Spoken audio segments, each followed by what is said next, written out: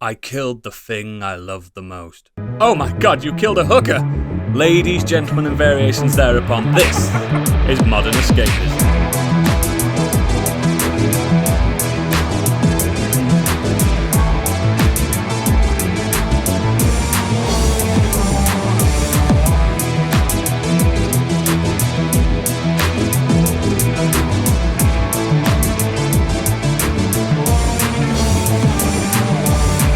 Hello and welcome to the show. My name is Oodles, and I'm the daddy.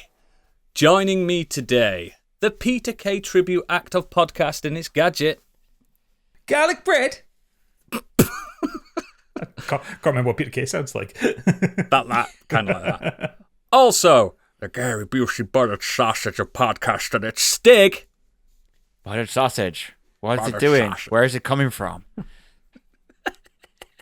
Also, the sex line call centre worker of podcasting, it's Candy. Oh, fucking brilliant. Not even a D-rate bloody comedian. And finally, the P. Diddy human trafficker of podcasting, it's B Iggy. I take it back, his was worse. Oh, wow. It's B Iggy, everybody. It's B Iggy. How is everyone doing? I'll be missing you. I was mate, all right till when you're then. Locked up. I say I'm doing better than Biggie. He's actually rebranded as B Iggy. B Iggy. Man, imagine if his new song was "I'll be missing you." Imagine if all this time, his internet handle was Diddy, and he had to change it this week. What Kesha changed her song, didn't she? Did you see that? Yeah, She changed it from "Wake up in the morning feeling like P Diddy." It says "Wake up in the morning, fuck P Diddy." Now, I appreciate that change. yep. Good girl. No one's having a worse week than he is. How are you guys doing? I would assume the people who are having to search his mansion are probably having a slightly worse week. With all that paraphernalia they keep finding. 1,000 bottles of lube and 768 dildos or something like that. Not good. You a fan of him, Biggie? B Iggy? Originally, yes, but Oops. not anymore. Oops, daisy. Innocent until proven guilty. I've been enjoying that there's been like a still from Get Him to the Greek going round of like Jonah Hill, Russell Brand, and P. Diddy. It's just like, Being chased by him. Is this the most problematic cast ever? I mean, for my namesake, he did a lot of good stuff for Biggie's music, but yeah, real sad legacy that's becoming now. Awkward. Yeah. Let's not get into all that. We're going to have to rebrand him as Boggy from now on. Baggie. It's Baggy. Baggy'll do. The B, Baggy. the A, the G, the G. It's Speaking of Baggy. news and everything to that ilk, it's time for Baggy's breaking news. You may already know, but he doesn't, because it's time for Biggie's Breaking News. Now, wait a minute, y'all. This news ain't for everybody. Only the sexy people. So you fly mothers, get on out there and listen. Listen, I said. Biggie's here and we're in effect. Want me to use it, babe? Call him by day, then at night. Working up a sweat. Come on, guys, let's go show the girls that we fast. How to become number one on a hot podcast. Now, news it. News it. News it good. News it. News it real good. News it. News it real good. News it. No, news it good.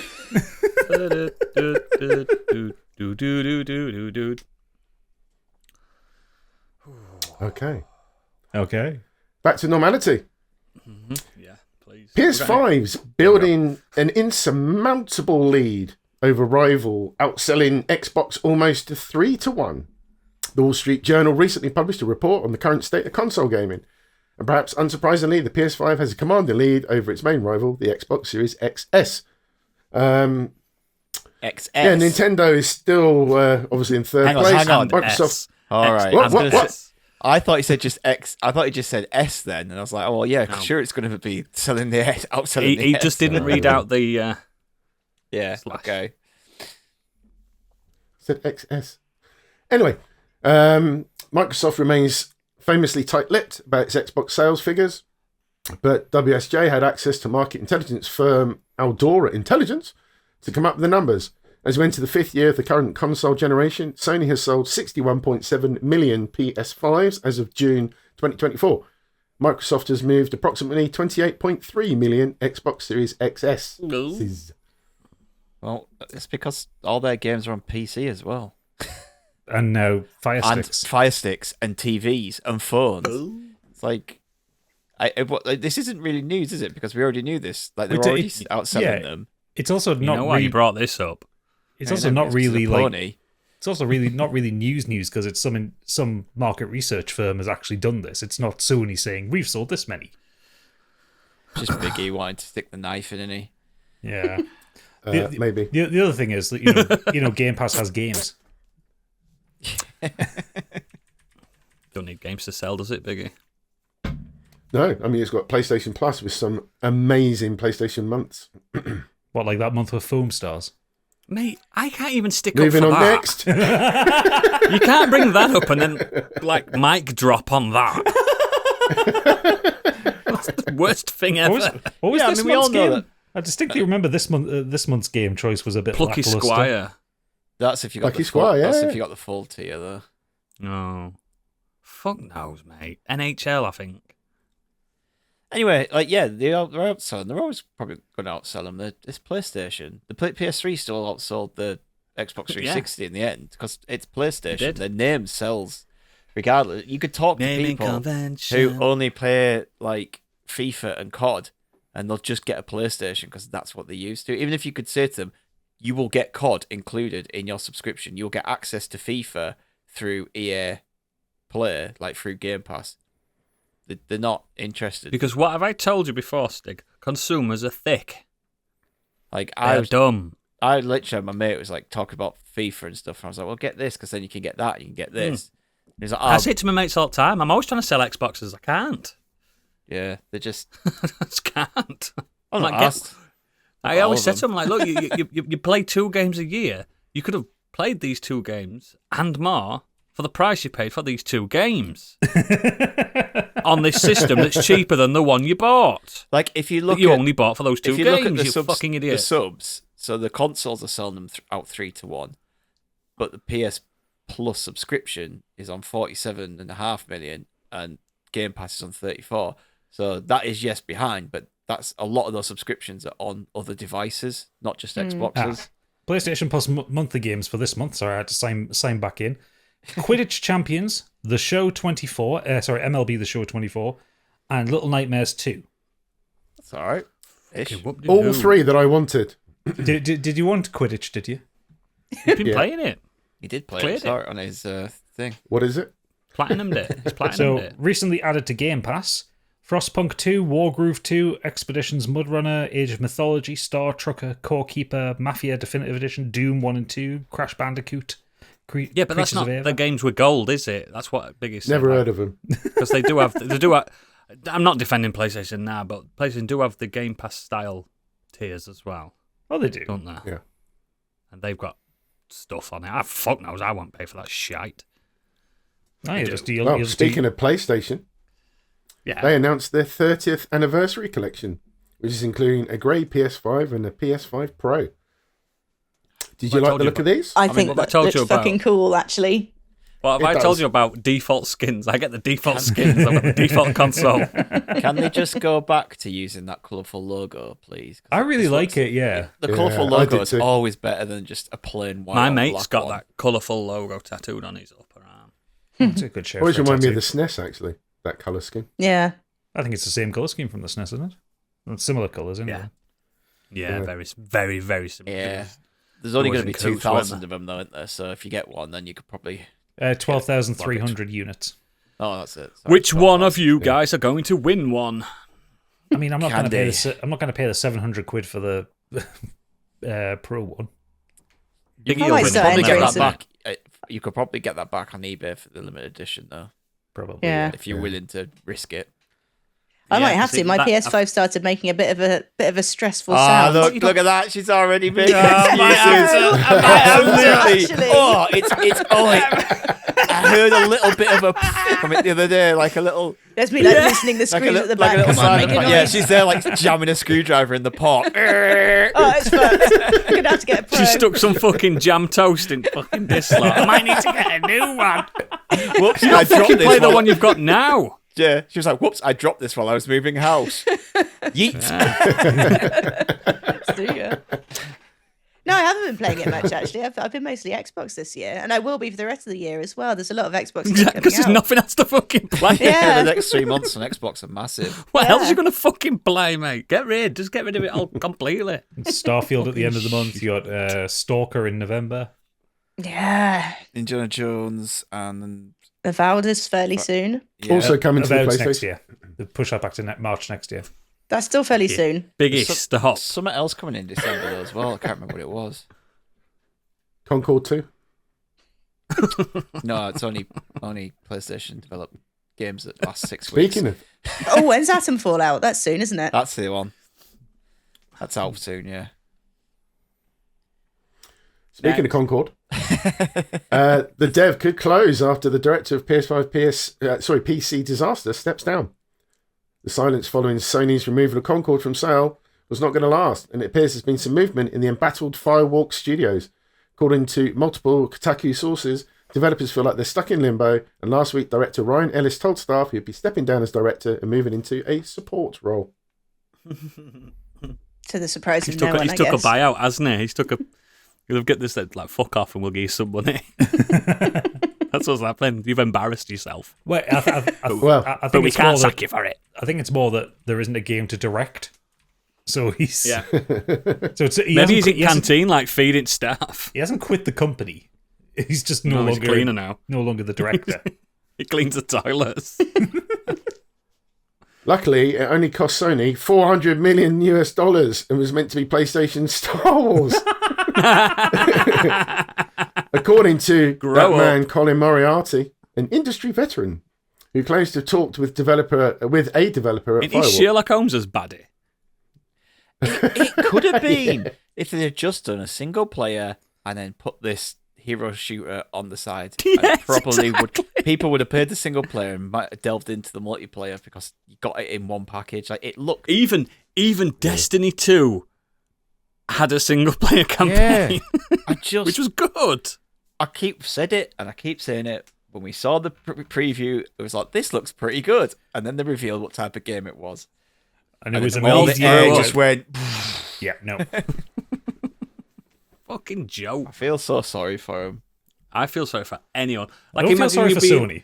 Not them, not the developers. and the No, people who imagine made being it. like the secretary for that company. She's sat there like, oh, fuck, I'm first to go. Don't need a secretary anymore. No one's sending us any letters or emails. There's no Oh, way no, the that this doesn't come taxman's out here. free to play. They can't just sweep it under the rug, surely. Not for a $400 million investment. No. Have they ever done that with a game? Have they ever completely just got rid of a game that was supposed to come out? PT maybe? They pulled that from like, but the it wasn't. PlayStation Yeah, Store. but it wasn't released. It was just a It demo. wasn't released. That's what I'm saying. Released and then just completely pulled and left. It's never been done, has it? No, not that I can Well, if think we're of. going back far enough, they buried all those ET games, didn't they? They literally buried them. Yeah, but people still had them. Yeah. The only Still one I own can them. think of is Yeah, that. but if they had a choice, they'd grab them back, I'm sure. What was the game that? Swept them under the sand rug in the desert. Yeah. What was the game that Biffy? Is it Biffy? Cliffy B. Cliffy B. That's the one. The one Oh, that he Lawbreakers. developed. Yeah, didn't that get pretty much like shelved? That yeah. got shut down Swept pretty on. quickly. Battleborn. Battleborn as well, because Battleborn. that made the mistake of coming out at the same time as Overwatch. Overwatch. Yeah. Um, Even though Battleborn Mayhem? looked way more interesting. Was there Mayhem something or other? Most of them online shooters, like yeah. I think Babylon's Fall was probably the closest one because that was like a big kind of But it wasn't disc. MMORPG-ish kind of thing. But It was like, download only. No, you could get Babylon's Fall on disc. Could you? Yeah. Ah, well, there you go. That's probably And one that then. but that one they turned the servers off after a year. Let me guess, is that another PlayStation exclusive? guys, It was actually, I think. Was Babylon's 4 PlayStation exclusive? We've I don't got, know. Anthem, we've got Anthem, but that obviously lasted a couple of years. Leave Sony alone! Mate, they've done this to themselves. No, Babylon's 4 was multi-platform. Hey, an Anthem, Stig, I bought it and completed it the same day and took I'm it back. just looking so now. It's just it the counts. first one, because obviously the Concord is the reason that this article's been written. Yeah. August 23rd to September the 6th. Fucking hell. Didn't Liz Truss have a bigger like premiership than they did? Yeah. Radical Heights, April the 10th to May the 14th, 2018. Oh, yeah, that was the other Cliffy B one, wasn't it? Day before, 7th of December to January the 22nd, because that was just The day before was hilarious. That wasn't even a real game. That was No, a scam, that's that. such a scam, yeah. I bet a lot of mobile games have had this happen, but they're not physical games, are they? Lawbreakers. So what's the Crossfire budget X. for AAA games? It is like 400 million for a big AAA, sort of the average now? It's Is a that lot. what they're sort of looking at? That's an awful lot. I mean, not necessarily. I think Returnals was about 80 million. I think it's Not about 400 million. Alan Wake 2 was like 120 million or something like that. Still a lot Mate. less than 400 million.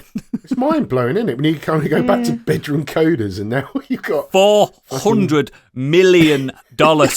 Yeah. Like 400 When you lot think of the money. price of films as well. But like $400 million is like up there with like kind of your Diablos and your Destinies, like the ones that have Yes. like really big online infrastructure and The long legs as well. yeah. Bad man. So going quickly back to Moriarty with his discussion, he said, Evil. in the first quarter of 2023, Concord entered its alpha state. This is before Sony purchased the team. To even get it into alpha, 200 million was spent on the game, according to its source. The game was in a laughable shape when it was shown. When the alpha was ready to go, it was in such a shape that Sony felt like they needed to spend that much money again to get the game to viability. That's mad, isn't it? Oh, I've got some numbers if you want for the most expensive games. Please. Like this. So the most expensive game ever made is Star Citizen, which still isn't out. That's well over 700 million at this point. Jesus fucking Christ. But that's possibly because it's been in development for 12 years with a massive Who's team. funding that? The people who spend $10,000 on a 'cause ship. You can still buy stuff. You Yeah, still yeah. act. All right. Yeah. Red Dead Redemption 2 cost 540 million. Wow. Cyberpunk 2077, after the DLC and after all the reworks on it, was 316 million.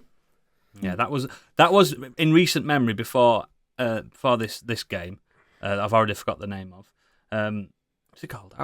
Concord. What's it called? Concord. I already forgot the name of it. Sorry, I've got memory problems. But previous to that is Cyberpunk. That debacle that they had when that dropped. That was huge. This is huge. How much did GTA 5 cost? Well, that's the next. They made that back, didn't they? That's the next on the list. 265 million, a positive steal compared to Concord. and they made it back tenfold. Well, they made Um, back 3 billion on Red Dead 2. I've just looked up. Yeah. So That's true. The most all recent right. Modern Warfare 2, $250 million. Makes sense. Battlefield 4, $100 million. That's Worth it, weren't it, Biggie? The original Final Oh, Fantasy fuck VII, so the PlayStation one, $45 million back in the 90s. Wow. That's Really? a lot of money. That's a lot of money then. Oh, I'd love to know what that is now. I'm not going that far for you, Big. You'll have to do your own maths. No. Anyway, interesting. But in the pursuit of haste, next. Nintendo sues Power World maker for infringement of multiple patents. Nintendo suing Pocket Pair, developer of the Pokemon-style game Power World, over the alleged infringement. In a brief public statement posted on Nintendo's website in the early hours of a morning, the company confirmed it had filed a patent infringement lawsuit in a Tokyo court. Nintendo is now seeking injunction against infringement and compensation for the damages on the grounds that Power World, a game developed and released by the defendant, infringes upon multiple patent rights. Is Pal World basically like Pokemon? Pokemon with guns Oh, and like survival-based building mechanics. which Pokemon hasn't got. No. but a lot of the A lot of the creatures look a bit like Pokemon. Yeah, I've seen the images, man. It's like fucking night and day. But Nintendo are fucking quick to shut things down, aren't they? They're like, "Voo." Not that quick. It's about Power World were massive. I said Power World's been out nearly a year. They've probably They've been trying probably though, been, haven't they? Yeah, waiting their time on this and making sure they've got a proper case before they launched it. There were loads of you lot in our Discord going, Power World, Power World, Power World. Oh, give it to me. I was like, what the fuck are you talking about? Day one Game Pass, wasn't it? I played it. It was fun. You've heard it was fun. I played it. It was fun. Oh, played it. It was fun. Was it better than Pokemon's? Have you ever played Pokemon's? Not for years and years, so I wouldn't know. I wouldn't have thought so. Listen, Oodles, in Pokemon, you can't shoot them with guns. You can't put them to slave labor like you can in Power World. Can you know? not? So I think No. I know. You know what's apart actually technically fighting on your behalf is probably slave labor. Yeah, it's Don't not the like same it in kind. Pokemon. I saw Don't like it. someone literally made a sweatshop in Power World. Yeah, boy. I love that. Yeah, well, good luck, Nintendo or Power World. I don't know who I'm rooting for, but I love Nintendo too much to be against them. Next. One for you, Oodles and Gadgets. This is provided by Planty. The roguelike that was Balattro's largest influence has had its own minor sales spike thanks to the hit indie's up-and-coming mobile release.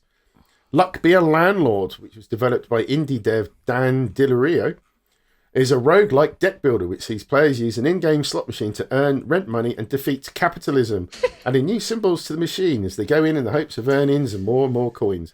This gameplay is by no Look at means the these same two as looking it up Balattro's. right now. Sorry, Biggie. How dare you call me out like that? But I am. Did you see me hands move But the to Google the Play keyboard? Store thinks the two are similar enough that it comes up in searches. Ooh, I'm into And apparently this. the developers did say that they were inspired by the game. I'm inspired by the game. Inspired to do nothing else in the day. Yeah, don't give me another thing like that. Hang on, how There you go. much It's time have I spent in £3.80. Balatro? It's £3.89 on Google Play Store. I've spent Fuck seven. me. I've spent 70.9 hours in Balatro. Please do not give me another thing. I'm actively looking for new games to play on my Steam Deck, so I don't play Balatro. This'll upset you. On my Mac, and I've not had it that long, I've played Balatro for 90 hours. On my Switch, 140. That's too bad, isn't it? That's bad. That's bad. Intervention! alright. It's a good game, man. And I do leave it on, and I don't pause it and stuff, because it's one of them games you can just leave. So I'll probably more than half of those hours are just spent idle. It's still bad though, isn't it? It's like a drug addict saying, "I don't need them. I just I can quit anytime. Half the Quit time I'm whenever I passed want. out from the drug, so it doesn't count. It don't count." Yeah, I'm not even there. Fucked. Oh, it's so good. I can't wait to sit next to Gadget at the podcast and just play Balatro for 4 hours. We'll just hear the music syncing up throughout the house. What seed you got? What seed you got? Here's my seed. Let's go. I think we should sit Stig down and make him play it. Play a full round, see if he likes it. I ain't gonna like it. He doesn't like roguelikes. I don't like card games like that. He's a fucking rogue. They just don't interest me one bit. I bet you like strip poker, though, you pervert. I don't even like poker. I get like halfway through, I get bored, and I just go all in. And if I'm out, I'm out. I'm just like, yeah, whatever, I'm done. And that's why Vegas loves Stig. Oh, if there's That brings proper back money, if there's memories proper of money on Sam the go, Fox's then strip poker. might be a bit different. But like, if it's just So what if me, you, and Gadget sit down and we all have one round, and the winner, we all put a tenner in, and the winner gets the highest score gets the money. that's different. Like one round, like for money. A round can All last in. a while, can't it, Gadget? It can. Oh, you talk about Balatro. Okay. Yeah. No, because I'd have to figure out how to play it first. You don't just to win. Trust me. You could be not very good at it and still win. Anyway, next. Like a Dragon, Pirate Yakuza in Hawaii confirms exciting details. The Pirate Yakuza in Hawaii will have a story campaign that is roughly 1.3 to 1.5 times longer than Like a Dragon Gaiden, the man who raised his name. The up-and-coming spin-off is hence expected to take between 15 and 18 hours to beat. I'm interested. Arr. Although it's going to be another short one, so I kind of hope it hits Game Pass. Because there was that the man who sold his name, man who erased his name rather, which was like the spin-off with Kiryu just before the most recent Like a Dragon came out. And that was only about 8 to 10 hours. So I would have been pissed off if I'd spent 50 quid on that. Yeah. I've got nothing to add. Last one I played was Like a Dragon. But it's focusing on Majima, which is going to be a lot of fun. I don't love that series, but I don't dislike. I've got a really weird relationship with that series. It's like, I think they're fun and it's great, but I get bored. You know what I mean? I've seen Played clips. Zero for a few hours. But... Yeah, so did I. I don't know the wackiness of it. I'm just kind of a bit like, okay. I think I beat Like a Dragon based on Ichiban because he was more. Ichiban's great. I liked his character and he suited the wackiness. The other guy, everyone loves Kiryu. I'm like, all right, lad, chill out, simmer down. You know what I mean? We know you want revenge, Kiryu. Relax. God. Anyway, yeah, good luck on the pirates. Next. Steam passes incredible player milestone. Set an all-time record for its concurrent online player count, catching the previous record set just a few months ago. It has boasted a staggering 38,377,277 million. Sorry, that's a weird way to say That's that. not a real number. I know. 38. Let's just say nearly 39,000 million. Fuck it. What is that number? Somebody show me that number. I Right, can't type say it. when they're all like that. Type it in the chat. I need to know what that number is. 38,367,277. Thank you, guys. Look for the commas, I don't know Biggie. what I can say. An I know. I adult. don't know why. My brain just had a fart, and that was it. Oh, You is are it a just fart. then. Have you noticed though the figures jumped up? Did it say a few months ago? A few months ago, I got Steam. Huh? A few months ago, Balatro came out. Yeah. Am I part of the problem? Have I created this surge in time spent online on Steam? Maybe I do have a problem. You are a More on problem. that later. More on Steam later. Oh, no. Steamy. Over to world of film and TV. We had the Emmys this week. Baby Reindeer, hugely popular but highly contentious British TV hit, has taken the Emmys awards by storm, winning 4 trophies. Show's creator and star, Scottish comedian Richard Gadd, won 3 of those for acting, writing, and executive producing the show. His co-star Jessica Gunning, who played the stalker Martha, was named Best Supporting Actress in a Limited Series. The Bear won 3 acting awards, including Best Comedy Actor.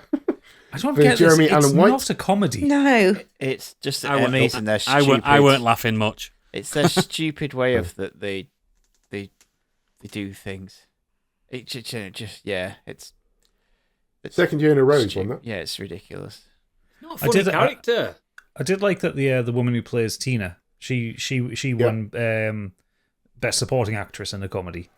And like her acceptance speech was great, and like it's fantastic for her. She's great anyway. Oh, she's great character and a great actress. And Eben Moss Backrack as well, took the supporting awards as well. Because Richie's amazing. And that man's He going is. places. Yeah, it's good. Well, It's for he's- you. Into Ben Grimm. space. Gonna have a cock made of rock. God, the dream. Like there is funny bits in the Bear, but predominantly Yeah, but it's not comedy. it's not a comedy. It's mostly Matty Matheson just riffing with his cousin. There's funny bits in the film Titanic. It's not a comedy. Do you know what I mean? There's humorous moments in almost everything. Not a comedy. The prize for Best Comedy Series went to Hacks. Which I agree with. It's very, very funny. Went to what? And Hacks. the Hacks star Jean Smart won Best Comedy Actress, her 3rd Emmy win for playing Deborah in the show. Yeah. I don't know what Hacks is. So Hacks is that one I'd written in about it when I was away working. It's the one about a kind of a fading comedian who's like got a residency in Las Vegas and Oh shit! Yeah. yeah. she hires like a Gen Z writer to help her. Yes. I And- was intrigued on this. I just forgot it existed. Yeah, no, it's on Prime. There's 2 seasons of it. It's fucking brilliant. Oh, brilliant! It's so Brilliant, funny. Yeah.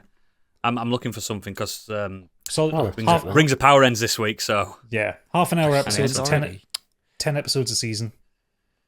Battle through it in an afternoon. Nice. In the drama category, Australia's Elizabeth Debicki, won her first Emmy for Best Drama Actress for playing Princess Diana in The Crown. And she was fantastic at it. Yeah, that's all right. Great. The other drama categories were dominated by Japanese historical epic Shogun. Great show. The show had already broken the record for the most Emmy wins in a single year after picking up 14 prizes at last weekend's Creative Arts Emmys, mainly for achievements behind the scenes. It added another 4 trophies in the main event, including Best Drama Series, the first non-English language show to take that prize. Great show. I've also seen the first 3 episodes. I never went back to it. How? There's also lead drama acting awards for Japanese cast members Hiroyuki Sanada and Anna Sawai. I'm looking for something to Star watch. of, Finish the Wolverine. Shogun, because it's incredible. I will. Yeah. I just forget. And one for you, me oodles. Billy Crudup won Best Supporting Drama Actor for The Morning Show. And No, I me, didn't forget I've to watched watch that. I did. Yeah, he did. Oh, yeah, he reviewed sorry. it as well. I fucking didn't lied forget with to you watch too. all that. I finished that. Oh, Crudup is my favourite character actor on planet. He's so fucking good. He's Goggins especially- is. Goggins is. He's especially good in the morning show. I want Crudup Goggins in a show. The next True Oh, Detective yeah. needs to be Crudup and Goggins. Oh, what a Well, lineup. speaking of True Detective, And then Jodie they Foster kiss. won Best Actress. And then the kiss. Yeah, True Detective, Goggins, Crudup, sex trafficking. You know, it's going to be great. Are they the sex traffickers? No, While they're the investigating? detectives. They're the detectives. But they could be doing the detective work to like take people off the scent of their own people trafficking. You should never trust Billy Crudup. He's, No. he's always got something up his sleeve. He's got shifty eyes. His hair is too perfect. Last couple. Last few ones. Successful British talent included TV host John Oliver, who won Best Scripted Variety Series, and Will Smith, who won Best Drama for writing Slow Horses. The Traitors host I've heard Alan that's Cumming good. picked up the programme's trophy for Best Reality Competition Show, beating RuPaul's Drag Race, which had won that category in 5 of the past 6 years. Yeah. Nice. Well done, Emmys. Not as good as the biggies. Obviously. Oh, hell no. What is? What is? But yeah, congratulations. Winning 2 biggies.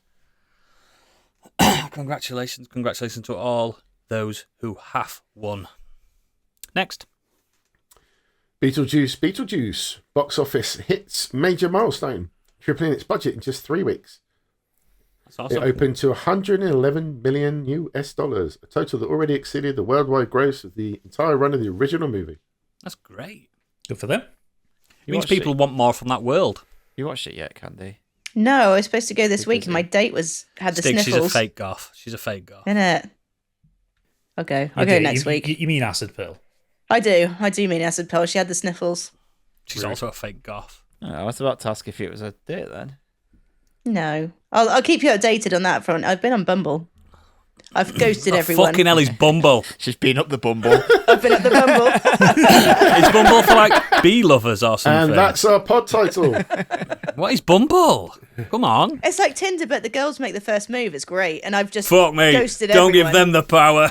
The thing is, right, like I feel like it's less important now. I've actually got somewhere to live. You're just trying to find a sugar daddy to move in with. Pretty much, yeah. Do you have a house? No. Right, fuck off then. Found one, didn't you? Your landlord, like, sweet old man. There seems to be some kind of situation going on down there. I don't really know. I don't think I'd want to be part of it. Oh, you mean downstairs, not in your knickers? And no, not in a while. There's tentacles growing out of there. That's new. Maybe it's middle age. No one told me about this. The tentacling. It's quite good for the change, aren't you, Candy? Oh, it'll be soon. Like a prune. Biggie, Becoming a mind flayer. Biggie, you always have to wait for the pod title. The Tentacling is probably going to be it. Yeah. You have be your first forced, option, mate. but the real humour is always in the comments. You've always got to wait for the next one. Yeah. It's just the woman's time, isn't it? When she becomes a squid. Next. How do you think there's so many squids in the ocean? It's A women. priestess of Cthulhu. Someone prove me wrong. Yeah, None of it's you true. can. None of you can. I mean, all those all those nature documentaries on the under the sea stuff. They always follow the mother octopi. Yeah, exactly. She used to be a woman in like South Shields. Now she went through the Tentacling and she's off in the ocean. I mean, having dated someone from South Shields, yeah, makes Yeah, sense. exactly. Look, if you want to start a conspiracy, this is a nice one. It stemmed from here. Oh no. Next. I'm going to skip this one. I don't think that's correct. Or is it? Wow. Norman Reedus becomes Venom, The Last Dance's new villain in Yes. terrifying Marvel art. I don't know if that's accurate or not. What do you mean? He's playing Null. Basically, in the latest trailer, there was a one shot of Null. Null. Basically, Venom said he said something about his creator, and they said that it's being played by Norman Reedus. They haven't confirmed that's the actual character. Oh, so it's not confirmation. Yeah. But he's in it. He's confirmed he's in it. It's confirmed he's in it, and Venom calls him the creator. So, It's Null. but Oodles I'm is annoyed. fuming because Sony are going Because they're going to kill him. take one of the It's going to be best- gore best- all over best, again, isn't it? best, most powerful bad guys of the last of the. You say it's going to be Gore all over again. Gore has Null's sword. The Necro Sword is what Null gave him to destroy the gods. This is how powerful Null is. Right. He's big. Mate, he makes Thanos look like fucking child's play. He is the be-all, end-all. He is the Satan in that universe. And he's going to get killed off in one film in this He's going to get killed by Tom Hardy. Tom Hardy and his CGI mate. Yeah, fucking in a dance-off. Fucking ridiculous. On a motorbike. I hope it's the Footloose. Fuck off. Ugh. So annoying. Next. Netflix revealed a few animated series that are coming, which included Splinter Cell, Death Watch, Devil May Cry, and Cyberpunk. This is all We're good going back news. to Night City. All of this is good news. All of this is Yeah, good news. 'Cause Netflix animation's great. Saw the trailer for Devil May Cry. It looks fucking ace. Yep. The last anime was good from about 20 years ago. Remember it? Vaguely. When Dante's on a train. Yeah. Yeah. That's from the watched original it. comic books. I'm glad they're continuing with so Cyberpunk because I haven't seen Edge was Runners, good. but there was No, he was load of good. good press about it. Edge Yeah. Runners is Edge Runners great. is You should good, watch man. it. Did you say you haven't seen it? I haven't seen it yet. It's just one of those things. It's in my queue on Netflix to watch, but every time I go on, there's something else to watch instead. Yeah. Yeah. Same here. Yeah. It's good, Mine's though. like It's that. good. It's good. It's good. And, like, the Splinter Cell trailer, they've got Thingy as the voice of him. What's Michael his name? Ironside. No, it's not Michael Ironside anymore. Ooh. They've picked somebody else. Oh, Leave Shriver. Leave Shadow. Oh, Exactly. it's not going to be quite as deep and guttural, but it's going It to be a bit is. sexier. Listen to the trailer. It's sexy. Yeah, it's sexier than Ironside. It's not as guttural. You're right. But it's sexy because Leaf Shriver's sexy. I love the original Splinter Cell. So good. It's Well, one of the best games ever. what I'm hoping is that a lot of people watch this so that Ubisoft go, They bring hey, Sam back. hey, we Yeah. could make another game. You know, people like this. I hate that it's Ubisoft's IP. I know it's, and the fact that they've been sitting on it for decades. Because somebody else could just have this and we could get them every few years and we could get more. It scares me more that if they actually do bring him back, that it's going to be like Towers. no, like a more open world kind of thing. That's what I'm saying with Towers that you have to Yes. unlock a map. Oh, Do you think that Selfish this, is still like- doing a fucking leap of faith? Do you think this is woken? Because Netflix, they had it was like a fan week or something, wasn't it? And they showed off all these new animations. But then didn't they recently like cut the budget for their animated stuff? Because we were like, that's the best stuff they do. Yeah, Do you think they've now realised that actually, Yeah, because There is a we big told them market. not to. yeah, we did. I have a feeling that these are third party produced and Netflix have bought Out, the rights out to of them. house, Right. yeah. Out of house stuff. Although, Um, actually, no, Edge Runners was produced by Netflix, but I think because they saw such a huge success with the first season, that was second one was inevitable. Yeah. But definitely think Devil May Cry and Death Watch are going to be third party things they've bought in. Just like back to the Splinter Cell thing though, just imagine I hope it's not too stupid the anime. I hope it's really gritty and they've got like it's like proper espionage and intrigue and dark as fuck. And you just see his lights if they don't get that sound effect right, I will riot. In the trailer they did. In the trailer they did. Just need to make sure. Sometimes these things don't go well across in translation. Fucking imagine getting that fucking third echelon call from Grimm's daughter. Do you know what I mean? It's like, oh my god, we're back. We're back. There's a Magic the Gathering series coming as well. So. Does that Which mean? I mean, the card game. Yeah, I mean, you say that, but League of Legends produced Arcane. So. True. Yeah. And Magic the Gathering. Well, I think the problem with Magic the Gathering is it doesn't have anything that I couldn't think of a story you could tell within it because it's just like 10,000 fantasy worlds bolted onto each other. I'm going to say Magic the Gathering has Lord of the Rings characters in it. You just take characters, don't you, and just make them out of it. Just One Piece, something to do with One Piece, loads of other stuff. One Piece. I'm not like massive live on action series. I'm not massive on films from games, but I've always had a soft spot for TV shows from games. Well, I mean, the Castlevania ones, they fucked. Yeah, I think you need that time of a season to really get into the nuance of like a 40-hour fucking game or something. I just can't wait. I miss Splinter Cell so fucking much. I hate Ubisoft for it, for bringing it into my life. And it's the fondest memory. The fondest memory of me holding an Xbox controller, the old big one, was playing Splinter Cell. And I've got that memory in my head. I know every button. I never even owned it. My mate had it. I just kept going around to him and using him to play Splinter Cell. I loved it so much. Just another thing they announced this week as well at this Netflix thing. Hellbound Season 2, October 25th. Let's get on that. Yes. That is a great show that no one fucking watched. Oh, it's fantastic. I loved it. Yeah. Whew. Next.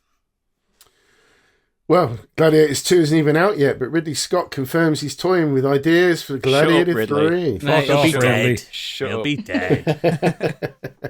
He'll be dead. Next. I've got nothing to say on it. Shut up, Ridley. Is the... I love in his quote, he says, the end of Gladiator 2 evokes that of The Godfather with Michael Corleone, who finds himself in a job he did not want and wonders, and now, Father, what am I doing? The next film will therefore be about a man who does not want to be where he is. So he basically just spoiled the ending of the Gladiator 2 before it's even out. Thanks, so he Ridley. survives it. Yeah. He survives it. Well done. Oh, cheers. Thumbs up. Cheers, Sir Ridders. So now there's literally no peril. There's no peril in this film because you're leaving. Yeah. Even if he gets stabbed, we know he's survived it. Ridiculous. What a stupid old man. Next. James Cameron has more than a plan for future Another Terminator stupid old films. man. No, you're going to say that. With one major difference. He's confident that there's a future for the franchise and knows what needs to be done to bring it roaring back to life. He went on to say, it means moving away from the iconic original cast and telling new and different stories in the world of the AI apocalypse. He's an idiot. I mean, yeah, but Isn't he focusing on the fucking Smurfs on that planet? No, he's got that, but then he's got the last train to Nagasaki. Hiroshima. From Hiroshima, That was the next bit I was going to say. Yeah, but in terms of Terminator, telling new stories is probably the ideal. Like, you've got to get away from Arnie at some point, haven't you? And Sarah Connor. You're going to turn up. If you just keep recasting them, but they're not as good. Plus, you know what I mean? When they had Emilia Clarke and as Sarah Connor, and was it Sam Worthington or Jai Courtney? It was Jai Courtney that played Kyle Reese, didn't they? They tried to kind of redo Terminator 1. And then the one with the Genesis one was Gabriel Luna as the fucking, he wasn't even a Skynet robot anymore. Because Skynet didn't exist in the new one, and Arnold Schwarzenegger was an old Terminator because the age. That wasn't Genesis. That was the one after it, which was Genesis had Emilia Clarke, Sarah Connor, Jai Courtney as Kyle Reese, Jason Clarke as the T-3000, Matt Smith as the T-5000, and Lee Byung-hun as the T-1000. Jason Clarke, and then the one after I'm on about. Jason Clarke was playing John Connor. Yes, but he was evil. But when I think of John Connor, I do not think of Jason Clarke. No, I still think of the dad-looking actor ever. No, I still think of Christian Bale when I think of John Connor. Right, see, what I was about to say was Salvation was a great idea to move that franchise on into the future wars. And then they got McGee to direct it. And that's where they fell. Oh, la-di-da. But I don't trust Cameron when it comes to Terminator now, because he said the last film was great. He's not. It's not. It's just because he's producer. The T-800 in the last film, I'm spoiling it for y'all guys if you've not seen it, he has a relationship with a woman for 20 years and she doesn't know he's a robot. Pops. And they've had sex and everything. And he gets old. How does she not know when he's not eating? Darling, have you seen my charger? It's just there. Thank you. Plugs it in. Maybe he's just got like a... No, because they do... Everything else is real in it. Like, they've got working organs. Yeah, they do have human flesh on top so of it. technically, he could get away with it. That's what they say in the film. It says, yes, but my skin ages like a human. Yeah, because like once he finished his mission, it was like... He's got a son in it. Got nothing It's to not do. his biological son. I adopted him. Fuck off. At least that new Terminator animated thing was trying to tell something new. It was just flat, wasn't it? So Yeah, like I said, could have been 3-4 episodes, but that touches on like how real the Terminators are, not the robots are. Sorry.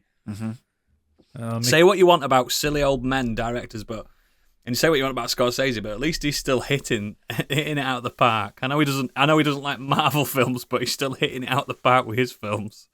I don't think he's older than the others. Fucking hell! God, I've just gone down a McGee rabbit hole to work out what's actually done in his Don't do career. He's did a load of videos for Korn back in the 90s. Charlie's Angels. that's what he was. He was a video director. And somehow he managed to get Terminator Salvation gig. He did the video for Blind. Oh. He did Smash Mouth's videos. Pretty Fly for a White Guy, he directed that. Sugar Ray Every Morning. Fucking hell. These things just make me feel fucking old. Well, now that is a segue to the next one, because there's major TV anniversaries happening today. First up, Lost is 20 years old. That's Friends fucked is up. 30. Gotham is 10. Baywatch is 35. Veronica Mars is 20. Family Matters is 35. And The West Wing is 25 years old. Fucking hell. We were all alive. Friends when is they only about 3 when they years old to started. me. Yep.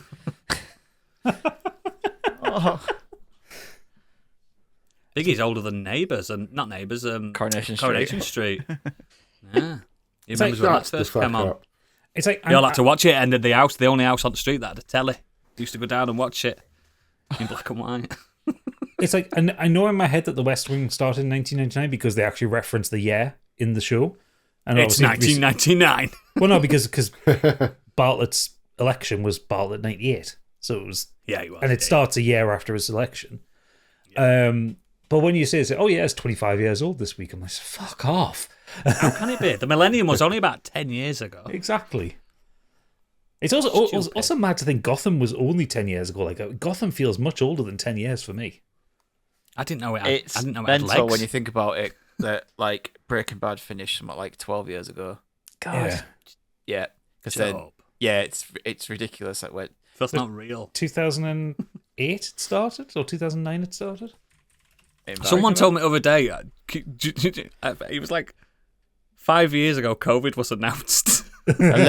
11 years ago, Breaking Bad finished on the 29th of September 2013.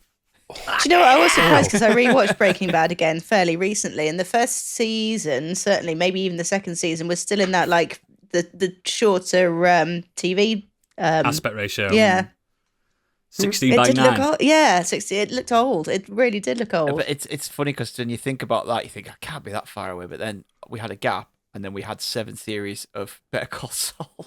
Yeah, Mm-hmm. yeah. Yeah. And a TV film in between. Maybe that's why Breaking Bad doesn't feel that old, because I watched all Better Call Saul as well, and it felt like the same Yeah. universe. Maybe that's why it don't feel that old to me. It never ended, if you get what I mean. Yeah, it's crazy when you think about some of them when they started and ended. It's mad. It's Speaking of mad, Jeff Bridges on Jared Leto's method acting for Tron Ares. There was an interesting vibe on this. I said, Fucking themselves how's into Jared? computers. How's he working? He's all right. You know, we call him Ares, you know, so he goes by his name. And I said, oh, that's interesting. Aries. Aries. Sorry. Aries. They're plugging themselves in to the computers. It's mad, isn't it? It's just guy. So I no mean, need there's to some method act. films you just don't need to method, but like Trot, no. no, not in Tron. I would. Jeff Bridges barely acted in the fucking first film, and that was when he was trying to get work. Who was the guy that played Tron? Who actually played Tron in it? What was his name? Oh, that's a good question. I can't remember. He There was a was panel method that acting. was I am talking Tron. to Jeff Bridges and a few other people, and they were talking about video games and stuff and how addictive they are. And they turned to Jeff Bridges and he said, "What's your thoughts?" He goes, "Well, I got sucked into a video game once, and it dropped. No one got it at first." The guy who played Tron was Bruce Boxleitner. I'm pretty sure on Tron Legacy they used his likeness. It wasn't him. They used like a Yeah, it was CGI. Yeah, it was a CGI voice. Well, he was alive at the time. He just wasn't. I know. No. He did play it in Tron Legacy. Did he? He didn't look fucking real. Maybe they de-aged him. That must have Well, they They did with Jeff Bridges, didn't they? Yeah, yeah, quite they did. significantly. I mean, people forget that Tron's about that guy called Tron, don't they? Never even seen it. Oh, it's good. It- The original Tron's But good. yeah, I mean, this was pointless method acting for something like that, really, isn't it? Yeah. I mean, he's won an Oscar. Stig, how many have you won? I've won a He's Biggie. won biggies. Ah, that's I true. won 3 biggies in one night. You do method act. I've seen you doing Scorched sheep. Yeah, we're always walking around, being 7.5 foot tall, smashing people's skulls in with an axe. That's what's even funnier when you see a man that's 5'5" method acting as a 7 foot tall guy. 8, don't take my 3 inches. Eight, sorry. It's funny to see when he's trying to look down at you, but he's looking at your hips. Next. Over to the Weird World Web. This one has been provided by yours truly, Oodles. Biobots arise from the cells of dead organisms, pushing the boundaries of life, death, and medicine. Mad, This isn't is like The Thing all over again. it? It is, mate. It's wild. Life and death are traditionally viewed as opposites, but the emergence of new multicellular life forms from the cells of a dead organism introduces a third state that lies beyond the traditional boundaries of life and death. Look at Candy's face. There's a third state of being. Not alive, not dead. I feel like that most of the time. I was going to say that to me on a day-to-day basis. You on the And way going to me back on the way to- to work.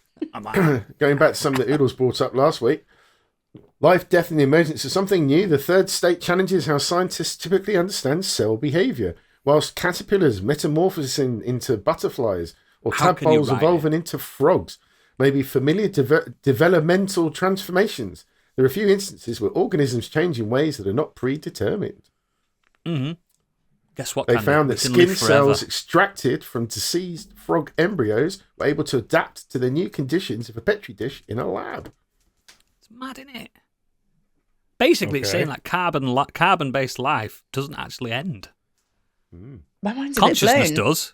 Consciousness does. Well, that's the good bit, though, Life isn't does. it? I don't care about That's myself. the bit so you I'm like. That's the yeah. bit you like. I love that. I love that consciousness. I don't care that my Well, it's- fingernails keep growing. I don't care about them. I want But my he's memories. making me not want to be cremated now. I don't want to be cremated. You know Oh, what I mean? yeah. I want to carry on. Fuck. Exactly. Doesn't it change everything that you think? It's like, there's a third state, mate. A third state of being. Nah, fucking chuck us in a ditch regardless. Next. Gadget doesn't like Pandemonium. thinking about it. Pandemonium as squirrels refuse to leave GWR train. Two mischievous rodents reportedly tried to hitch a ride on Monday's 8:54 a.m. Great Western Railway service from Reading to Gatwick and then began attacking rush hour commuters.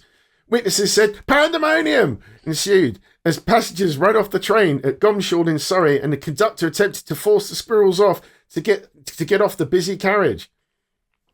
A spokesperson for GWR joked they'd done so without tickets. Fucking squirrels. They are thugs. Squirrels. You don't fuck with a squirrel.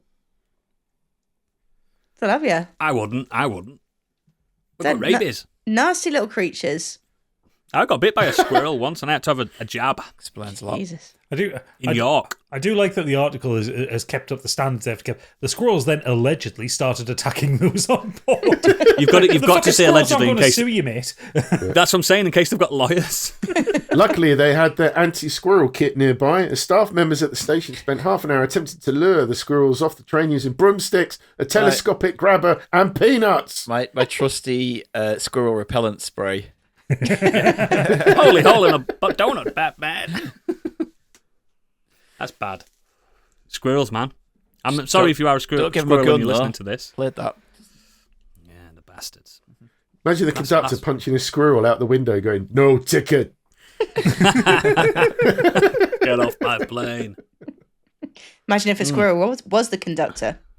Plot twist. Dun, dun, dun. Is that the news? It is, sir. Excellent.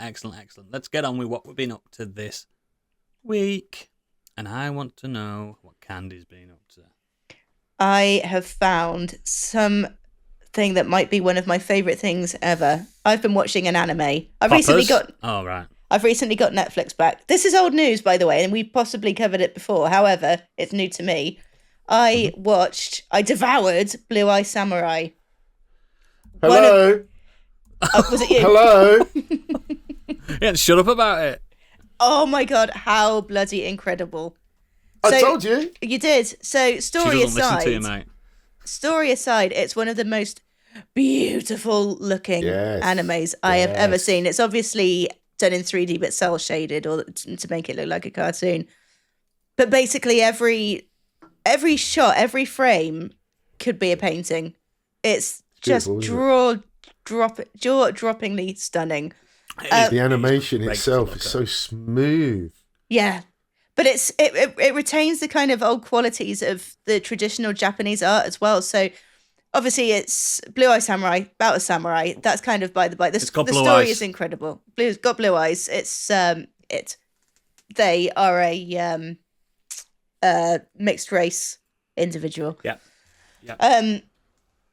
But yeah, it's just I'm not going to stop fangirling about the art because some of the characters. It is beautiful. Some of the characters look like the old, the kind of traditional pictures of samurais and the Onryo masks and everything.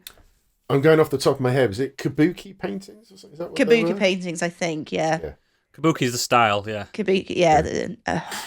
It's just Kabuki theatre as well, where they've got the. That episode was incredible with the story. So there was a kind of recap episode going over one of the characters' backstories, and it was done like a kabuki theatre scene. Oh, it's just stunning, and it just the way I like to think of it is the anime is kind of crafted like any kind of traditional Japanese master craft. Like it's not rushed. Yeah. Like they will hesitate over the scenes where they're crafting a sword or they're making noodles or even a fight scene. Like the main character is pretty OP, which I quite enjoy. It doesn't feel like there's a whole lot of peril. Not a massive amount of peril. My worry is that it hasn't, as far as I can tell, there's not much sign of a new series. But so it was confirmed they were doing it, but there's been no news about it since they said it. And I think that might have been affected by the Netflix anime cutbacks, although whether it was produced with them or not, I'm not sure. But I was almost hesitant to go into this because it's like, it's feudal Japan, the Edo era. I was like, is this really going to grab me? I was hooked from the first scene. Yeah. So, absolutely hooked. There's actually... I'm trying to remember when I reviewed it. I think it's a French company did a lot of the animation as well. There was like a joint thing going on. Oh, possibly. And I think if, like you guys were saying, if it's an external produced animation studio, then maybe there's still hope to get the second part of the story. Well, it's really critically acclaimed, isn't it? It's won Emmys and everything. Mm. But yeah, no, I was a little bit worried that I wouldn't follow the story because I don't know my Japanese history is not the greatest. And I think I probably would get a little bit more out of it, knowing a bit more about it. And it's one of those things that it makes you want to go back and read about sort of what actually happened, what is historically accurate. But But yeah, it's a great story without having to know much on the subject matter, as I don't. It's just if you enjoy... The Edo period started when the shogun had disbanded, and they had a I'm not going to get into it for you. Write it down for me. I'll read it's it got later. links to the Shogun series, isn't it? Yeah. 'Cause Yeah, that's that's on a just story. before the Edo period. Just. I've banged on about Arcane ad nauseum on this show, I'm sick of hearing about it. as is everyone. Well, good news, because I'll be going on about Blue Eye Samurai. I think I like it more than Arcane. So that's There you that's go, the Biggie. praise You've got I'm another giving it. ally. Yeah, I mean, I haven't watched Arcane yet. It's on my it's on my I list watched to first watch. 2 episodes, mate. I won't bother. You are wrong. Ignore this. You are heathen. wrong. It's just League of Legends, pal. You're not interested in it. Oh, But this yeah. is like my wallpaper engine all over again. But yeah, Eagles if you've got Cracks any as kind boring of as that. passing interest in, even if you've not watched an anime before, I think you will get something from this. It just by looking at it, you could look at it without this. You could watch it without listening to anything about what's going on and just take it in. It is stunning. It's so. It's stunning. It's one of those animes that would be perfect with a Linkin Park song as a background on YouTube. Remember them videos that they used to see all the Oh, time? the AMVs. AMVs, I that's used to do it. those. Watching Goku power up for 3 minutes while In the End's playing in the background. I totally There used was- to make those. There was one I remember, Final Fantasy VII Advent Children with Fury of the Storm by Dragon Force in the background. There you go. There you go. Bring them back. We need to bring AMVs back. Shall I make one? Yeah, I'll mate, do one for please. Blue Eye Samurai with Linkin Park. The new song that they brought out. Do it. Oh my god, I'll do it. I will so do it. You're going to anger every neckbeard on the internet. Spoiler alert, the main character's a girl. It's But yeah, no, it's just stunning, just stunning. Yes, it is. It's really good. It's really good. And Biggie's been justified by a female's voice. Thank you. Feel good. It feels good, doesn't it, Biggie? It's great. Doesn't happen often. Any more? Can do? Anything else? No, that's me this week. Just been glued That's to enough, mate. That is enough. I'll go next. I've played 2 computer games again. Do like them. So the first one I'll be really quick because it's not a new game. This is what I got when I completed this game, and it's a game that I've been trying to complete for a very long time. So I got from the office of Dr. Isaiah Friedlander, client notes, highly confidential. Very, very depressing case. Compromise is the language of the devil, and this fool loves compromise. I got terrifying egomaniac, desperate for material possessions, very superfluous. Uses women heartlessly. Then again, no sane woman would want to know. Not a good caregiver. Will end up very rich or entirely bankrupt. Cannot decide which vindictive method is in the extreme. Thief. Awful. Bullying thief. Must try to sail them. Coursework about this. Yoga. No. Murder. Yes. Lazy in some ways. Batshit crazy. That was the psychologist's report that I got for completing the game Grand Theft Auto 5. I don't know if you remember that game because it's so long ago from 2013. You get a psychology report when you complete it. Do you? Yes. Did you not know this? Completed it. I've never finished. I always got bored of the campaign. Right. I finished it because I've been talking about it for a long time that I barely played it. I finished it this week. I've been playing it kind of on the sidelines for quite a while. And yeah, I finished it. It took me about 20 hours, I'd like to say. I didn't fuck about with any side things. I just finished the campaign. I don't know if you guys remember much from it. The campaign is about those 3 guys, Franklin, Trevor and Michael. Trevor and Michael. I've just finished it and I forgot the names. And You see, I like to think with your brain noodles, you kind of unload as soon as you don't need anything. You're like, yeah, probably. you're like ramming a computer. Like you have the knowledge there when you need it, and then you just unload it and forget it. Yeah, and you play as those guys and you do GTA things. And that's about it, really. I didn't love this, and I know it's not new. I didn't love it. Don't get me wrong, I like the gameplay of this game. Everyone does, don't they? Nobody dislikes GTA to play. But I think the campaign is overly long and I hated being Trevor. The things that man does is... Well, like his torture scene. I hated that. It's awful, That isn't was it? horrible. Horrible. I only kind of cared about Franklin. It was the only guy I liked. And I think that's a terrible shame in a The other camp. two are terrible people. This is awful Spoiler people. alert, who did you kill? Trevor. Yeah. I think it was for the sake of humanity, really. You go back. And I killed him, and if you go back I don't get his- to play as him anymore. If you go back to his house after you've killed him, you find a lot of dead bodies in his house. Wow. He's just... I mean, my biggest problem with that game for me personally long? was just that the map was too long. big. Yeah. I just couldn't. In the previous games, you kind of, when you play it for a period of time, you kind of get your little shortcuts. Know where to go. Know where to go. I just found it really overwhelming. My biggest problem with that campaign, and again, I'm cutting it slack because I know it's age 2013, man. My biggest problem is how it needlessly makes you go to certain places so far away for a mission, and it's trying to show you the map, isn't it? I get what it's doing, but Red Dead Redemption 2 does that in such a better way. But at least you can get to and from places quicker. The fast travel Because you can hot swap. is a lot quicker than it is in bloody Red Dead. Where Yeah. Oh yeah. I want to get I like the somewhere and I'm EastEnders like, thing where you can zoom up and you Yeah. pick a new character. Yeah. That's really good. And I've noticed for the missions that are anyone can start the mission, if you pick another character, they tend to be near that mission in a weird kind of way. But yeah, it's a good game. I didn't dislike it. I mean, The achievement of the map is incredible. Like it's a living, it's breathing. brilliant. It's brilliant. very, but I just very, haven't very spent clever. time bombing around it. And I bet when it first came out, that's what most people did. Like Gadget said he never beat it. You said you've never beat it. Yeah. But I bet you loved just bombing about, didn't you? Yeah, I just like Gadgets as I just dropped off. I couldn't even tell you how far I got into the game when I did play it. I was doing different missions with the different characters, and yeah, I just kind of was like, okay. The problem with this game is my favourite missions were near end.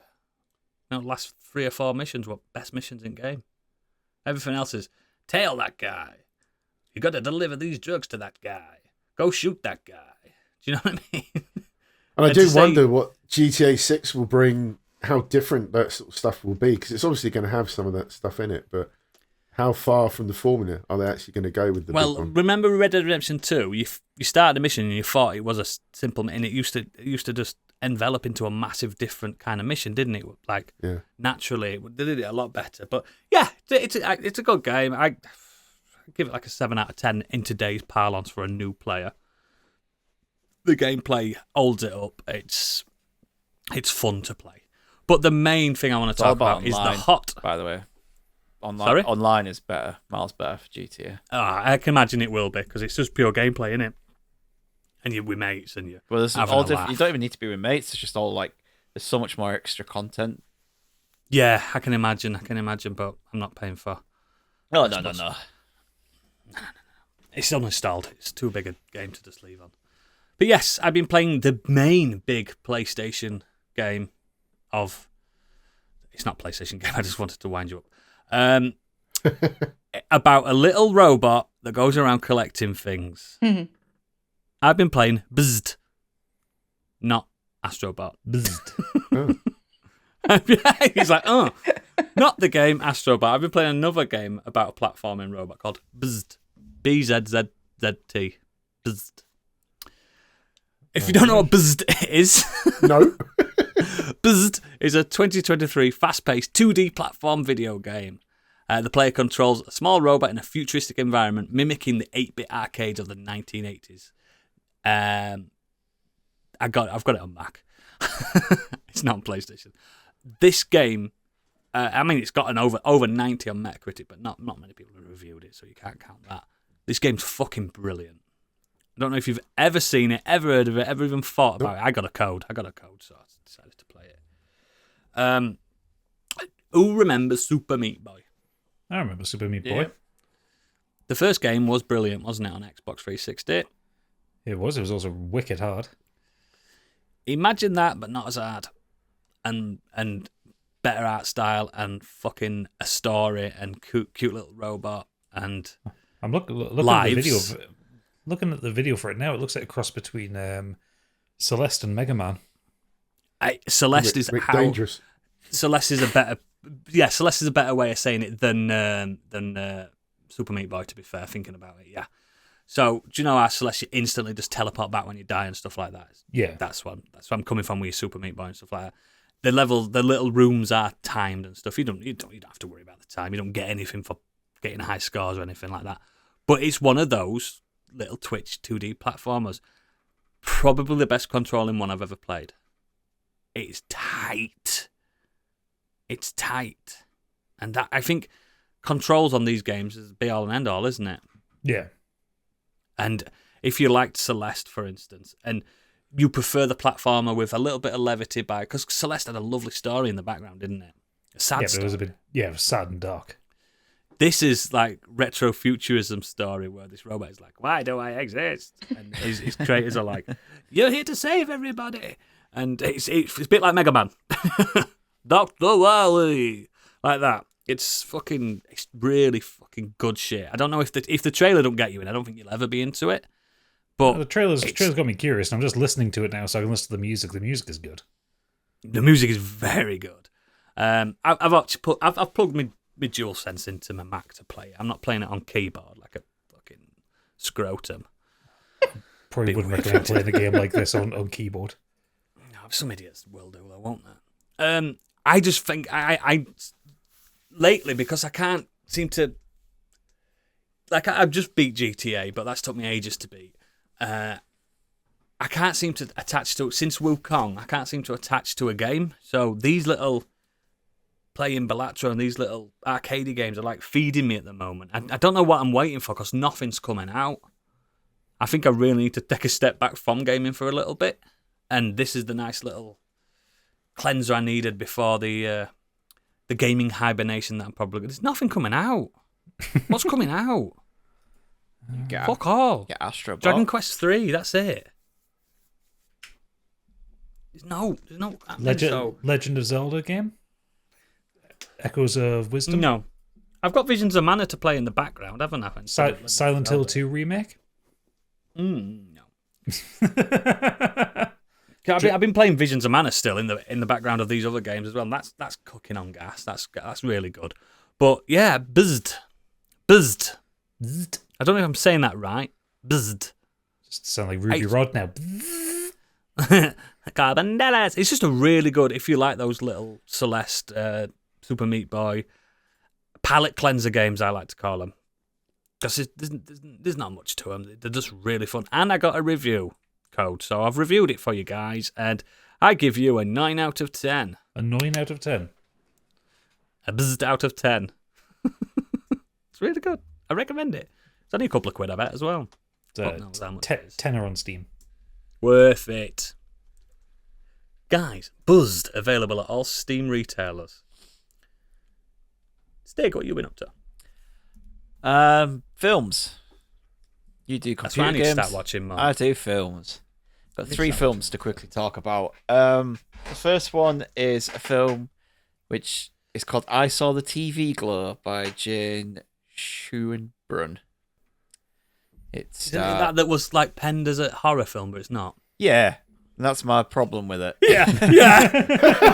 Fuming. Fuckers. Justice Smith and Bridget Lundy Payne, and it's about a young teenage boy called Owen who he makes friends with an older girl in school called Maddie, and she introduces him to this kind of weird 90s TV show called The Pink Opaque, which kind of looks like it's riffing off Buffy a little bit, but mixed in with a bit of kind of madness in it, and it's kind of Twin Peak.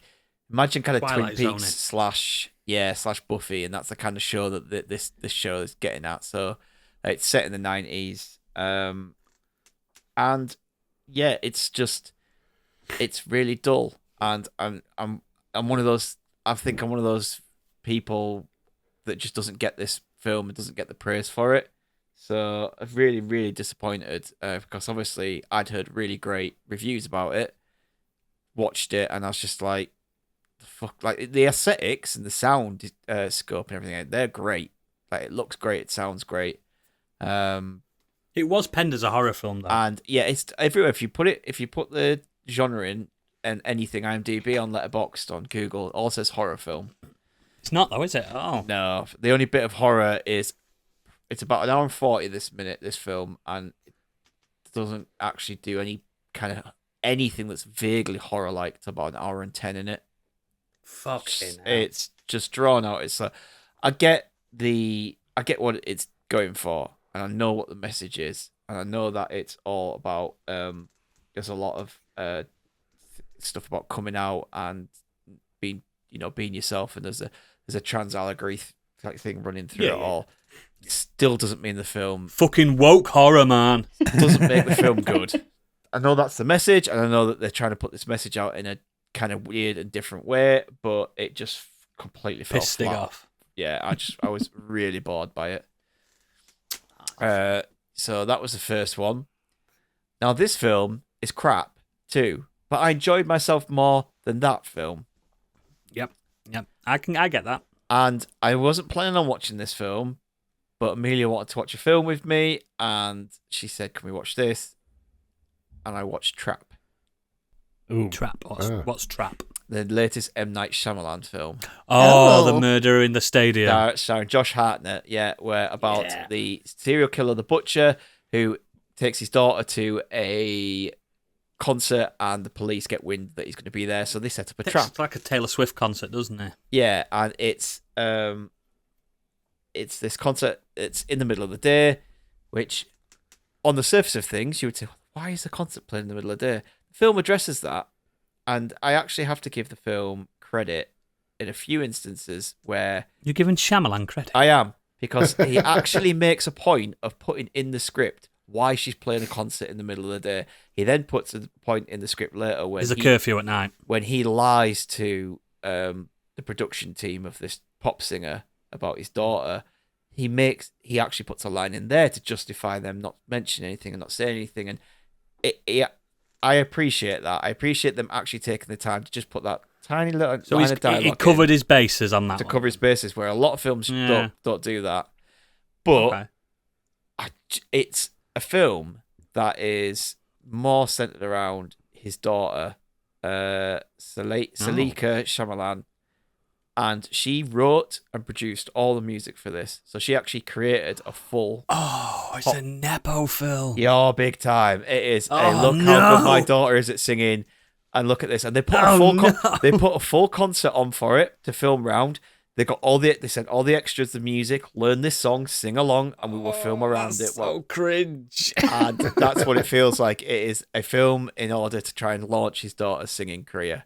Fair play to her. She can sing, but She's not all over TikTok being Chapel Roan, is she? no, not at all. And, again, fair play that they actually produced and made a whole album of pop songs just for this film. But there's it's just the acting. Nepotism. The acting is pretty diabolical. Some of the twists and turns are ridiculous. The last two twists in this film, specifically one of them, is so egregious that I just thought, that makes fucking zero sense. What is the point in that? I you don't have to say yes or no, but I think the twist is the actual pop singer is the killer. No, nothing like that. Oh, that'd be fun. No, Or I want. is it? I do want to say the twist, but I don't. 'Cause Candy looks like she's interested in this. Yeah, I am. I'll always give a Shyamalan a go. I always what? do, and I always A regret what? it. Yeah. Yeah, close enough. Josh I Hartnett. live in the hope that it'll Now go that back is to a the pod glory title. days. I do as well. I live in the hope that one day we'll get an Unbreakable or Sixth Yeah. Sense again. But Yeah, Unbreakable's so good. I mean, you were just about to mention Josh Hartnett. I like Josh Hartnett as an actor. Is he Yeah. good in this? So the script in this is awful. Like, people talk to each other. I was like, no one talks to each other like this. Like, there's at one point he's having this argument with this a mother of another girl who's kind of been bullying his daughter. And the way the woman speaks to him, I was like, no one talks like that. It's like, it's this weird, stilted, unrealistic dialogue. Josh Hartnett, he is having a blast, but I don't know what he's doing with this film. I can't tell if he's acting really badly or he's doing it on purpose, because his character is just like it has Cobra like Kai all over again. it has this like close-ups of his face where when he's talking to other people, and he's just like, hey, so what's happening here? Yeah. Oh, why is all the police here? Yeah. And I was like, why is he? He's being really suspicious in the way that he talks. Like, Yeah. they're trying to find someone who's suspicious and who could be the killer, and he is acting very suspicious. And even a Tone it down. low-level PCSO could go, you're the killer. Yeah. You can tell by the way. Yeah, like it's like tone it down a little bit because you are really giving yourself away. And the other thing that actually bothered me in this film, and it's a side note, is he keeps getting up and leaving his daughter because he's trying to figure out how he can get out of this. And he's In a concert? yeah. So Oh, yeah, yeah. he makes good excuses like, oh, I'm going to go to the toilet, or I need a shit. I'm going to go get you that T-shirt because they said the T-shirt she wanted was sold out. Said we're going to bring some more in like 10 minutes. He said, and then he goes, oh, I've left my card there, and like he keeps making excuses, and she's like, yeah, I'm having a good time, it's fine. But every time he gets out of his seat and goes into the back, like I don't know to kill somebody. if any of you have been to a concert in a stadium. Yes. There are people walking around, but there isn't Yes. a lot of people, is there? Because they're all out No. watching the gig. This place It's usually the wardens and the security it guards. is packed with people. And I'm like, why is everybody wandering around and not watching the concert? Like, because it makes him look less suspicious. Obviously, if he was constantly walking around when they're trying You to know get this why? killer. Because Shyamalan's trying to show that his daughter's that good. People have bought tickets just to walk around. Yeah. And the other thing was, he is at a female pop star concert. He walks into the gents' toilets, and every cubicle and stall and every urinal is full. And that is bullshit. That is the most unrealistic thing in this film. You know this. I know know this this. from Taylor Swift, where I walked into that bathroom and I was like, this is amazing. And there was no one in there. So Is much this so they film converted based all on your life? other men Are you the guy into- from Trapped? I You am the murdered butcher, people? yes. I have been murdering people, and this is my last modern escapism. I'm now going on the run. Yeah, but yeah, it is crap. I knew it would be crap, but at least But an enjoyable crap. I enjoyed myself a lot more. Is it than like that other one. finding a shit? I but, wasn't there's bored. a peanut in there. Yeah, I wasn't bored. So Yeah. I Right. get that. one more, the good film, His Three Daughters, by Azazel Jacobs. It's on Netflix. These three daughters. His Three Daughters. His three daughters. It's on Netflix. It stars Natasha Lyonne, Elizabeth Olsen, and Carrie Coon. And That's a good cast. it is about three sisters who go back to New York apartment. Natasha Lyonne is still living there with her father to spend their last dying. Their dad is dying, and they want to spend their last days with him. And it is just this really kind of close-knit, claustrophobic story. It only ever leaves the apartment when Natasha Lyonne goes out for a cigarette, or she goes I'm into to the this. shop for a cigarette.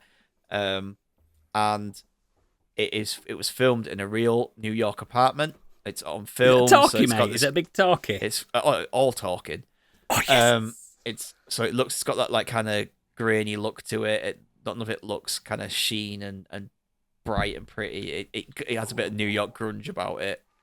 And I wanna watch it is just them. It's three completely different sisters. Carrie Coon plays the kind of matriarchal sister who clearly she had to kind of take over motherly duties when the mother originally passed away. Elizabeth Olsen is a bit more free spirited. You know, she's like doing yoga. She's not. And Natasha Lyonne's a fucking New Yorker. And Natasha Lyonne is a New Yorker, but she's always a New Yorker. She is very, even though she has a few outbursts in this, she is very subdued. She's not typical, like, brash and in your face. But I fucking hate men. yeah, she's not that bad.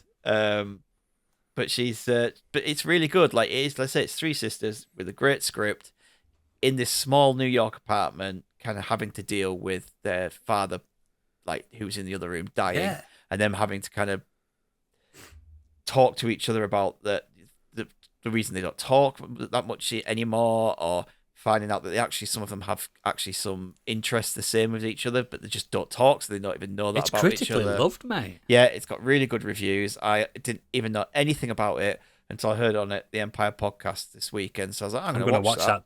I'm going to watch it tomorrow night. It's like an hour and a half, hour and 40 minutes long. So it's not even, it's long. 104 minutes it is, but that's including the credits. And yeah, it's really emotional. The final scenes are really, really great. If you have experienced a loved one passing away, especially one from an illness, then it would probably really hit you in the feels. Yeah, it's I'm down, mate. very, very good. Really great cast, great writing, really well shot. I will say, which is what they said on the Empire podcast, the opening is really stagey. Like the whole thing is kind of stagey because it's in one location, so it's a bit like a stage play. You can imagine sitting in a theater watching this same film. Is it like Rope, where it's just one room? Yeah, it's one apartment.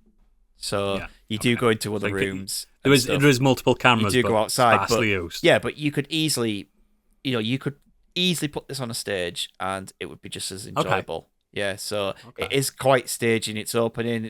There's like a character gives this like opening monologue and it lasts a few minutes and stuff. So some people have said they're quite put off by that, but just get through that and then watch the rest of the film and you'll just have a good time with a great film and a great script, great actors. Cinema guy Pardon me. brings the thunder. None of them at the shits. None of them at the cinema. None of them at the cinema. Oh, and you say it's on Netflix, this? Yes, it's a Netflix film. Fucking Mintos. Ooh, brilliant. Gadget? So a couple to go over, both quite brief because I haven't spent much time with them. First one is a game I've only spent about half an hour with it, Badoodles. This is going to be right up your street. Okay. It's a game called Nine Souls. 9 Souls. SOLS, so like souls, like Like the sun. Yeah. Not Saul's like Better Call Saul. No. Oodles, what would you say to a game that was a cross between Hollow Knight Yep. and Sekiro? You had me at the first one. So this is a 2D action platformer / Metroidvania. Oh, fuck, that main character looks like a Hollow Knight character, but a cat. Yeah. Dig's furious. Yeah, it's got a bit of an anime vibe to it, yeah. 2D action platformer developed and published by Red Candle Games, who don't tend to make games like this. They tend to make kind of horror adventure games. You play as Yi, a legendary hero from the past on a quest for revenge to overthrow the titular Nine Souls, who are powerful and tyrannical rulers of a desert realm. You have too many games to play. I'm looking at this and I'm like... This is right up your alley. So the thing is, so it's got that Hollow Knight vibe of kind of the very slow start, the very precise platforming, but it then mixes in the Sekiro thing with being parries and deflect heavy combat. Yes. So you primarily have a sword. All the enemies can have attacks that can be deflected, or you can dodge through them. Fuck! It's on Mac. It's on Mac. Fuck! Oh fuck!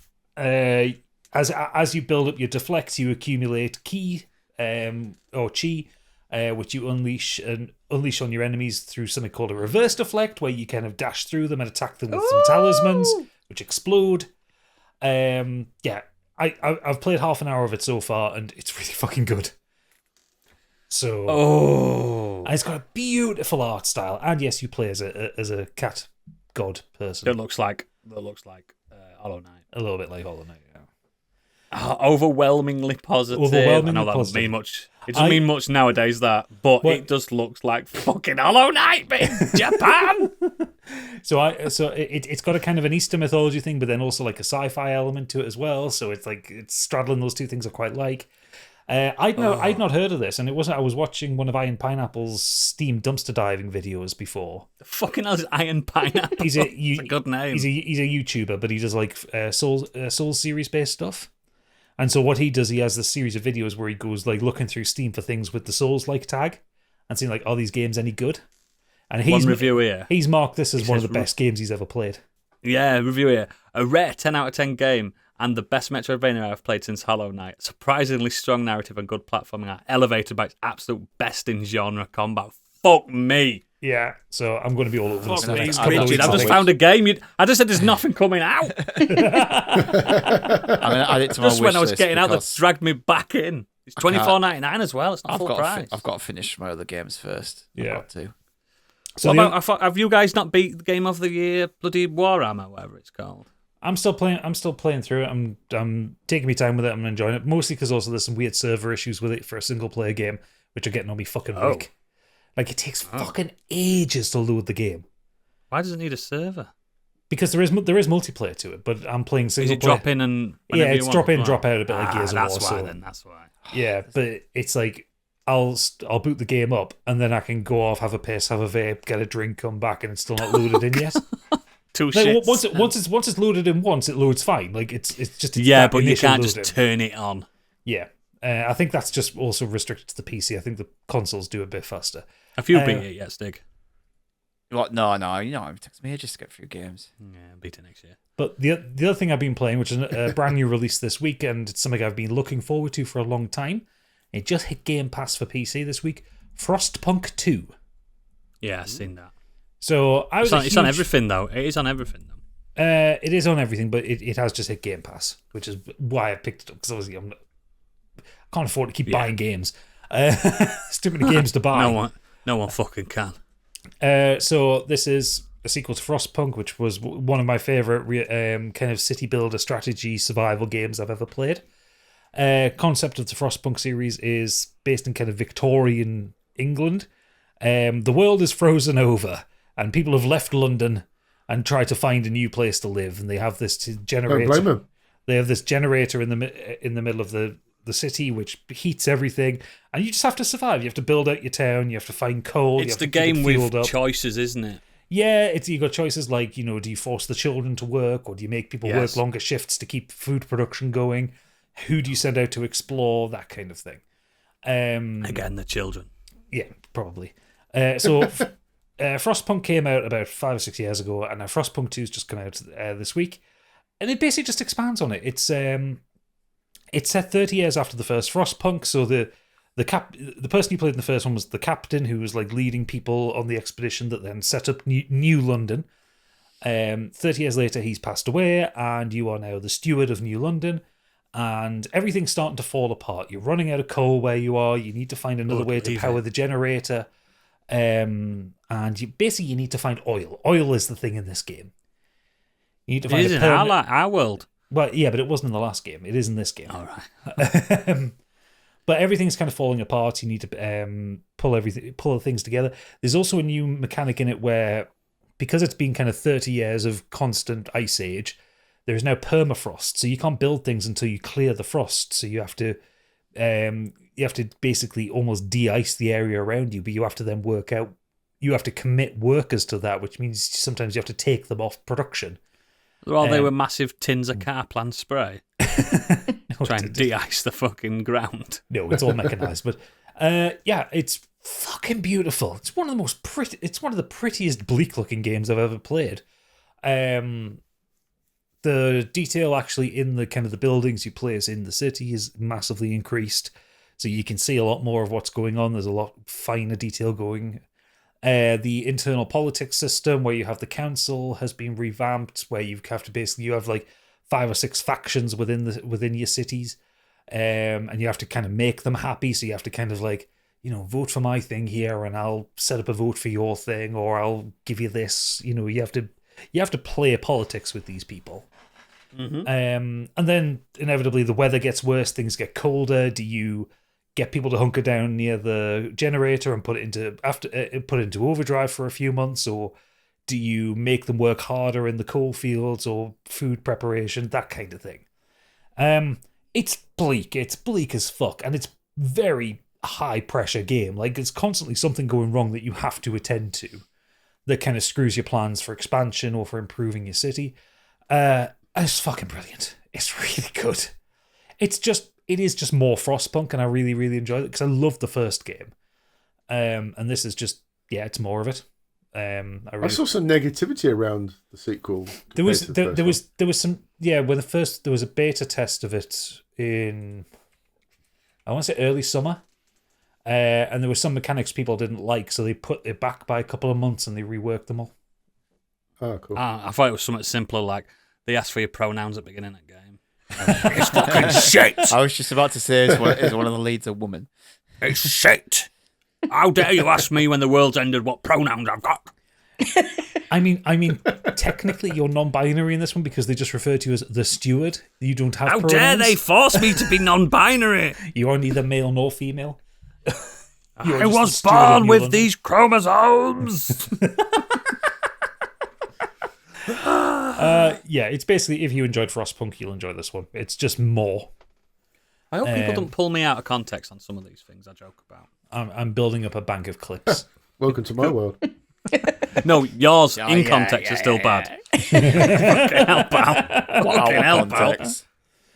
So yeah, two good games from this year for people to look into: Nine Souls and Frostpunk 2. Nine Souls is fucking having it. I know. I've looked at it. I'm like, all right, that's wishlist. And then the problem is, I put it into my Steam wishlist now, and I looked at the other games I've wishlist for later. And I'm like, they all look mint as well. I just need to get on at some point. Yeah, my Steam. You need to do what I do to myself. I do it with books. I do it with films. I do it with games. Like today is that day that I'm going to get through some of these. Yeah, do you know what I mean? Like I've got, and what best thing for your backlog as well. Sinar one that you talked about, Stig. I've got that on my wish list as well. Play the short games first. Go through your short games first. I'll be honest, Gadget. It kind of trails off.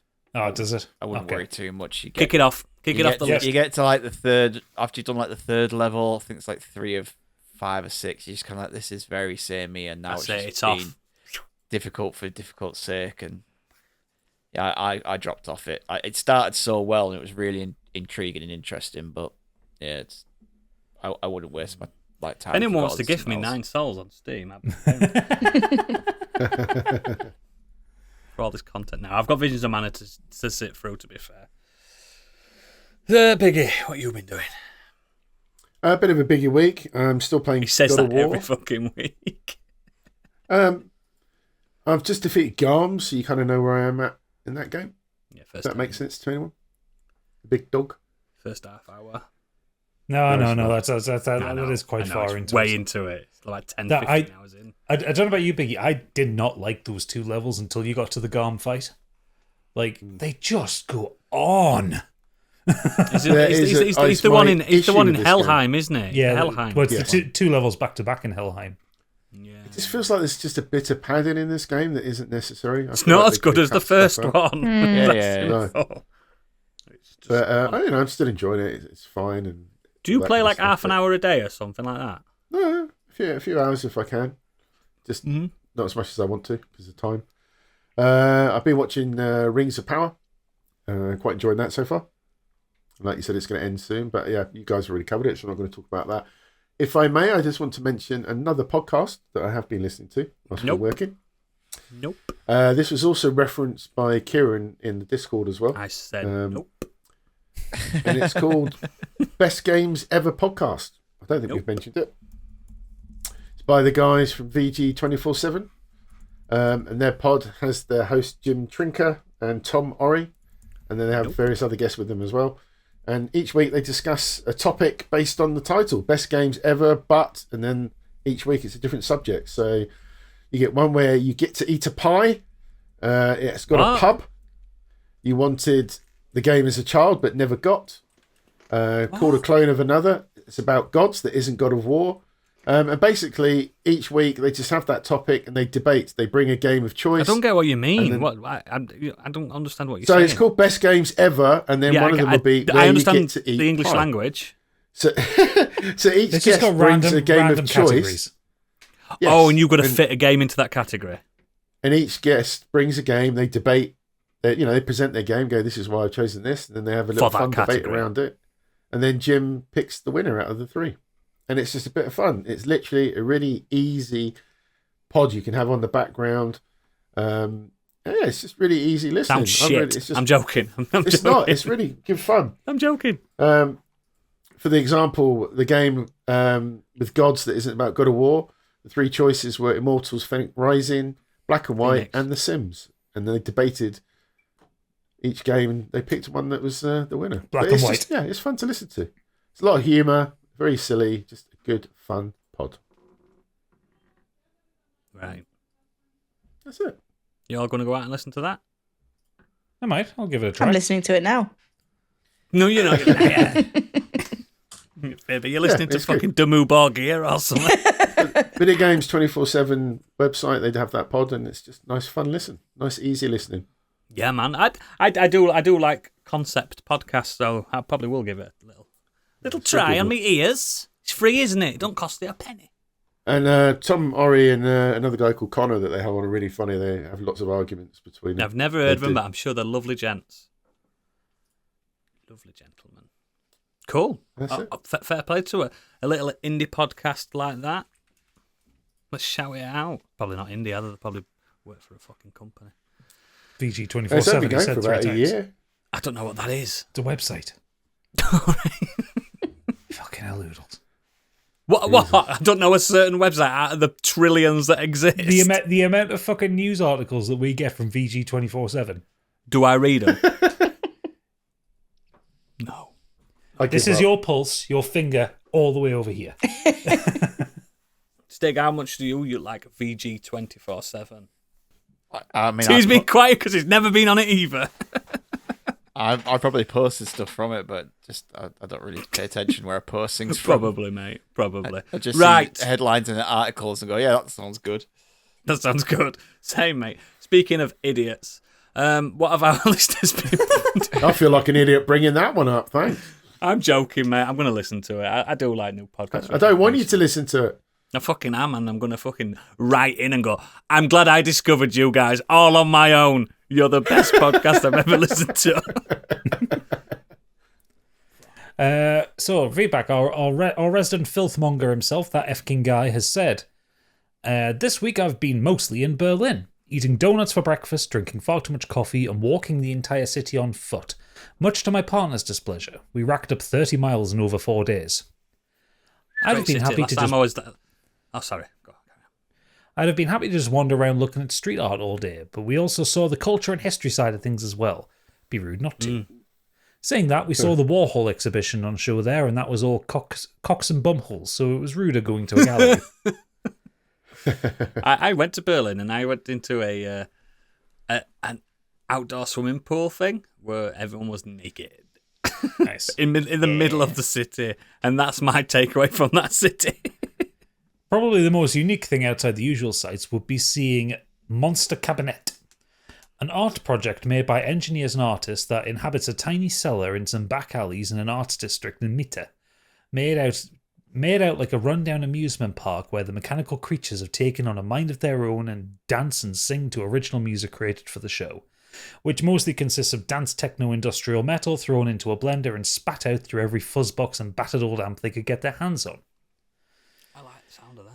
You can't take any photos or film inside, so I've got nothing I can show as an example. You have to actually go there and experience it. If you didn't camera phone it, you didn't exist. 10 out of 10 would recommend the whole place. I'd actually consider moving there given a choice.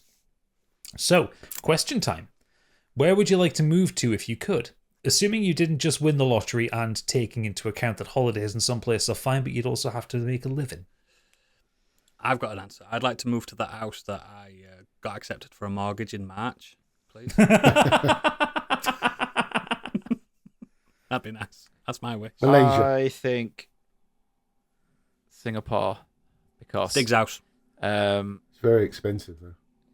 Yeah, but what I mean is if I have to live there, I know that it's quite English speaking in some businesses as well, so I wouldn't. Yeah, same as Hong Kong as well. So I wouldn't struggle with the language barrier, but I've seen pictures and things, and it looks like it. Cool, isn't it? It looks great, and it's close to Beautiful. places like Japan and Vietnam and Malaysia. Australia and that kind North of side. Korea. That side of the world where you could go probably a lot quicker and easier than I could living in the UK. Yeah, it's like you live in the UK, you can go to France and Spain really easily, but if you lived in Singapore, you could go to Japan and Korea easier. Yeah. But the language barrier wouldn't be as bad as it would. I could say Japan, but the language barrier and everything would just be, I'd be fucked. You'd be surprised how many people speak English in Japan. Quite surprising. I'd always fancied living in the United States, but I don't want to be killed by a Cybertruck or a Trump supporter. So I did in the 90s when we didn't have access to the internet that showed the real side of the US. Yeah. When we only saw it in TV. You know and the film. trick with the States. You know the trick with the States. If you live on either of the coasts, you're all right. I know this from experience. You're all right. Say that to Tupac. Don't. Also, don't be in a gang. Also, don't be in a gang. No, for me, New Zealand. I'd really love to live in New Zealand. God, living it at Edoras. Yeah, I want to live a Hobbit lifestyle. No, but they're the part of the people are down there are really lovely. The country's got a really nice way of life. They've got the same sense of humour as the British. It's got similar climate to the British, just reversed months, reverse seasons. Less spiders than Australia. Less spiders than Australia. Less And also snakes. Yeah, and also not too far from places like Malaysia, Singapore, Japan, all that, Quicker to fly to those places than it would be from here. And you can still worship King Charles like you do over here. They speak English. You can do all the helicopter flights over where Viggo Mortensen and they all ran. Sean Bean. Yeah, the mountain Sean Bean climbed up and down every day for work. Yeah, exactly. Yeah, and you've got more likelihood being cast in Peter Jackson's next film if you live in New Zealand. Yeah. Because he just uses people from streets, doesn't he, as extras? That's why all the orcs in Urukai speak Cockney. Yeah, it's the place that the furthest place I'd want to go is New Zealand. Because I've travelled world, but I never got to New Zealand. And it's the one that looks like heaven. Mm. It's got the best climate I've ever seen ever for a southern hemisphere fucking country. Looks amazing. Yeah, I'm kind of with you. On that one. Candy, where would you like to live? Transylvania. Oh, do you know what I was going to say? Outback Canada, but actually Transylvania sounds pretty cool. Do you know what I'd like to go to that? Don't go in there. There's a witch in the woods. I don't know if I'd be able to live there because it depends how quickly things from Amazon can get to you. But I've always wanted to go to Svalbard. Svalbard. It's never nighttime, is it? Well, it depends what time of the year. Is it the year you go? Isn't that the 30 Days of Night place? I think so. No, I think it's the most. That's Nome, Alaska. Where the But it's like the most northerly, most northerly towns. Norwegian, isn't it? Yeah, I'd love to. It's in the Arctic Circle. Yeah, I'd love to experience it because I don't know. The thought of maybe like doing 6 months or something completely or more or less cut off from something sounds pretty sweet. I think if you were to live the lifestyle, it might be a bit different. You do know in Svalbard it's a legal requirement to carry a rifle with you when you're outside for the polar bears. I'd be all right with that. You're told not to go anywhere if you don't know what you're doing, and always be with a guide. All tourists are just like, you don't go anywhere without your guide. It's fine because I don't go die. out normally. I just like being in my house. But no, I'd probably get good internet connection. Why move to Svalbard? That's the next podcast, so we'll have to Svalbard. But yeah, maybe Canada because it's kind of like America Light, isn't it? It's got all the good parts of and none the of the States. guns. None of the America's guns. hat. Yeah, and it's kind of got a British sense. In fact, everyone's grandparents in Canada are British anyway. I also know why you want to go to Canada. You fucking love ice hockey. I do love ice hockey. And they fucking love... And I bet you like Tim Hortons as well, don't you? I do like Tim. I really should be an honorary Canadian. You should be. You should be. Be up for a boyfriend with no teeth. Be fine. I'm moving to Edmonton, eh? I'm going. Nova Scotia, eh? You have strong opinions on Canada Gooses. I do. You'd be shit in Quebec because they all speak French. Yeah, I'm not sure I like the sort of, no. It'd be like maybe Toronto, northern Toronto. Did you ever get round to watching Letterkenny? No. You should watch that. I watched the clips that you sent me. Rural Canadians. Yeah, that was funny. They're like the fucking the Hicks of Canada, aren't they? Yeah. Right. Okay. Biggie, where do you want to live? Sorry, hang on. We haven't asked Biggie. England. Yeah, I did. I said Malaysia. There we go. Right, moving on. Because time. Xenos has said, been playing a lot more Helldivers and Last Epoch this week. Don't have a huge amount more to add, except that Helldivers weapon changes in this patch have made it a whole lot more fun because you could actually bring weapons based on enjoying them rather than needing them now. Robot factories and bug nests can be damaged by any explosive weapon rather than needing specific things to damage them. Almost every stratagem can now at least damage heavily armoured enemies, and you can break through the most heavily armoured ones by peeling their armour off with sustained orbital fire. Bile Titans look weird with their shells removed. They do. You guys still playing that? No, I haven't touched it in months. No. I got about 50 solid hours out of it and really enjoyed my time with it. And yeah, I think I'm about 50 hours on it. And then I was happy with it. Yeah. Other games came out and moved on, and so, yeah, I'm sure I can go back to it. Well, the controls are simple enough, aren't they? It's not one of those tricky games to play. You were constantly fucking around with the controls. You were having an awful time with the controls when you were playing it. Yeah, so that's me. I was scared of the real people next to me. They frightened me, real people. I know. Mike Halstead has said, I've been watching Bones with Beck. It's a new obsession. I've tried playing... Oh, it's not called Bones with Beck. No, Bones with his I partner thought you meant Beck the singer. But he meant his missus. And a Partridge, new title for a show. Bones with Beck. Sorry. I've just now got this image of Beck like examining a body in a TV show. He's Bones. a loser, baby. So why wouldn't you kill me?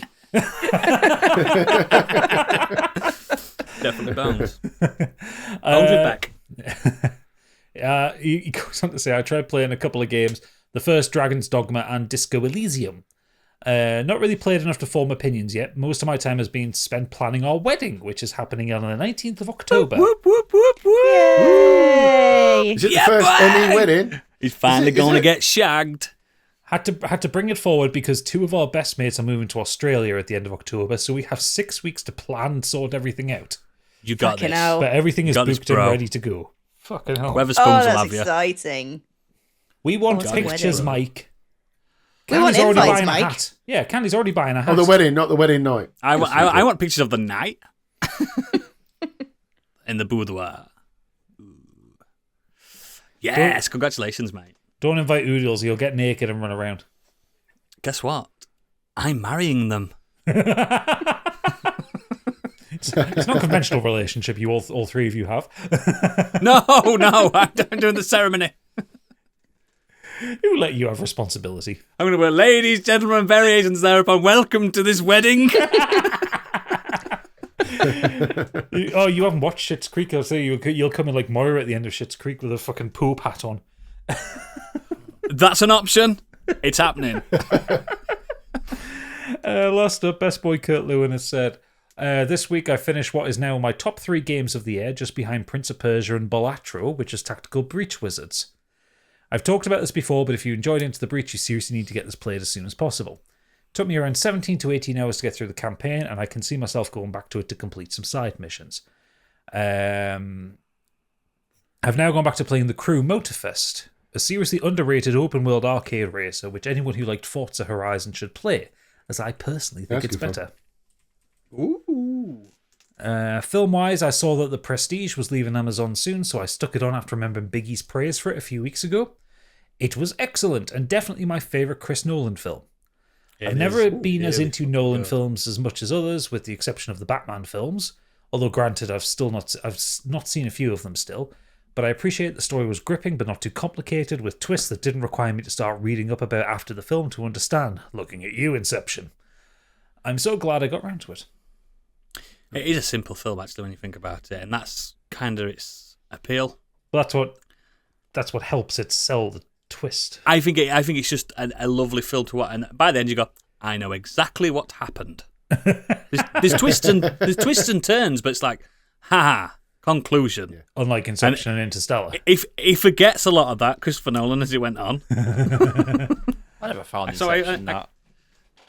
No, it's not that bad, is it? It's just sometimes you can lose your place in the... Tenet's meant to be the one that's the head fuck in it. Tenet's not that bad. I don't think Tenet's that bad. As still long as you watched that one. go into it knowing that it's not in chronological order, that film, you're all right. That's all you need to know. Finally, I also finished Journey Under the Midnight Sun. I've now read 3 Igashino books, and this was my least favourite of the 3, but still enjoyable. It was a murder mystery, but the story focus wasn't as focused on the investigation as his previous books. It was more upon the relationship between the different characters linked to the murder victim, and that made it not as interesting to me. Now I've moved on to a football book called Coming Home, which is a Derby County book about the COVID seasons and our administration period, which included relegation. So not a cheery read for a Derby fan, but I do find it quite interesting nonetheless.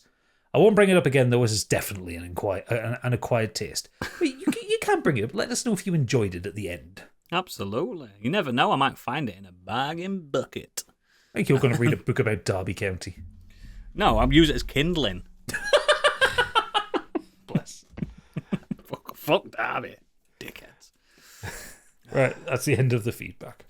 As always, links to all our extracurricular activities are in our show notes and in our Discord. Because it's cool. And it's full of idiots that talk. Even when I'm not there, they just talk without me. How rude. I know, right? How rude. It's a great place to meet singles like Candy. It's a great place to just talk about nerdy stuff. Please join it. And consider becoming a patron because you get all of our lovely, lovely goodness that I really don't need to explain to you because all you just need to do is trust me. None of you have trusted me. No, not as far as I can throw you. No, and you can throw me quite far. I can. You could probably get a shot put record throwing me. Anyway, it's usually where we end the show, but it's before that. We like to twist your minds as we enter the Candyland. Please do not adjust your set.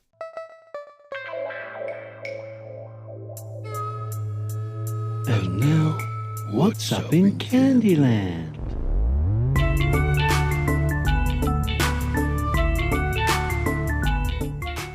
I was looking over the last week, and before you judge me, there is a reason, and I'll explain it to you in a minute.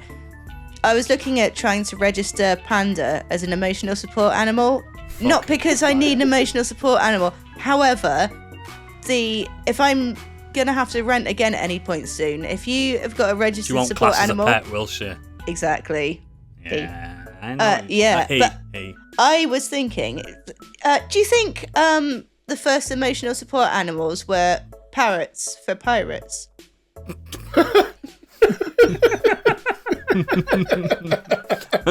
It's they're a not. solid hypothesis. There must have been a lot of parrots around back in the pirate day because they all had them, didn't they? Only Well, it from wasn't that's dinosaurs, from so it's Robert not that. Louis Stevenson's Treasure Island. It's not from pirate law. It's just what he created and everyone copied it.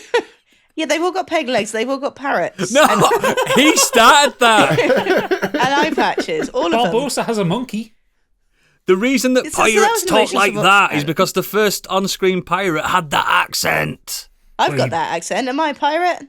He were from Exactly. Bristol, Yes. wasn't he? No. Yes, he was from Bristol. That's why pirates talk like that in modern days, because that's why I've told you before, vampires sound Italian because of Bela Lugosi. So you all Get what take the I'm piss saying? out of my accent, but I sound like a pirate. So actually, it's pretty fucking cool. So, Candy, if Panda becomes your emotional support cat, and you know there are some contractual obligation for him to act as an emotional support pet, are you going to get him his own emotional support pet? Oh, I think I'm going to have to, aren't I? But Why don't also, why would you do that when you're in an abusive relationship? It sounds like you're being Stockholm syndromed a little bit. I can change him. Yeah, that's what they all say. They all say that. This looks No, a I bad can change boy. him. He's like You 5 don't years see him old behind now. You've not closed changed him doors. yet. You don't know what he's like when he's good. I've heard it Exactly. before. From now on, it's just me and the kids, no men. Fuck Last time I seen him, he pulled a knife on us. Yeah. There's yeah. his claws. No, he carries a knife around. But back to which was the first. I don't want to get a bit parrot. I bet it is dogs from when men first domesticated. Oh, I'm dogs. sure from like farming and stuff. Surely, yeah. Yeah, But cats yeah, as well. Like cats were around for in I ancient reckon Egypt. cats still aren't domesticated. I reckon they just know which side the bread's buttered. Look, Yeah. the Egyptians worship cats as gods, and cats have not forgotten this. They haven't forgotten it. Cats think that you're their pet, and they allow you to live in their They house. do. They allow do you actually to- believe that. to They feed them. They think. I know. They think we're cute. They think we're cute. Yeah. They've done Apparently, elephants neurological- think we're cute as well. Yeah, They they do. And do you know? I would like an emotional support elephant. Can I? Have that? Yeah. This is a So mad would they. tangent. Do you know an elephant, a full-grown like African bull elephant, would pick up a baby human gently and look at it Aww. without hurting it, And then Not yeet it cute. across the savannah. throw it across the hemispheres, Fuck and off, wish baby. for the best. Fuck off. But yeah, it's probably dogs, cats, mammals. I reckon men bred with not bred. Fucking hell. What? No, men What? What are they going bonded. to do in fucking West Yorkshire? Not much. Men Dog bonded shagging. with mammals first, I reckon, and then like birds came second. Like falconeers, they were probably quite a big thing, weren't they? Like I mean, hunting they would, birds. yeah, but they were work animals, weren't they? I mean, a parrot's not doing anything for a pirate, other It is, than it's reiterating his commands and asking for crackers. I want a cracker. I want a cracker. It's a good hypothesis, and it needs more thorough and more scientific investigation, I think, Andy. So we'll leave it at that. It's good, though. I like it. Thanks for listening. If you're not a patron, this is the end of the show. Patrons, we'll see you in a minute. You know where we'll see you, and the bike shed. Everyone else, ta-da! bye.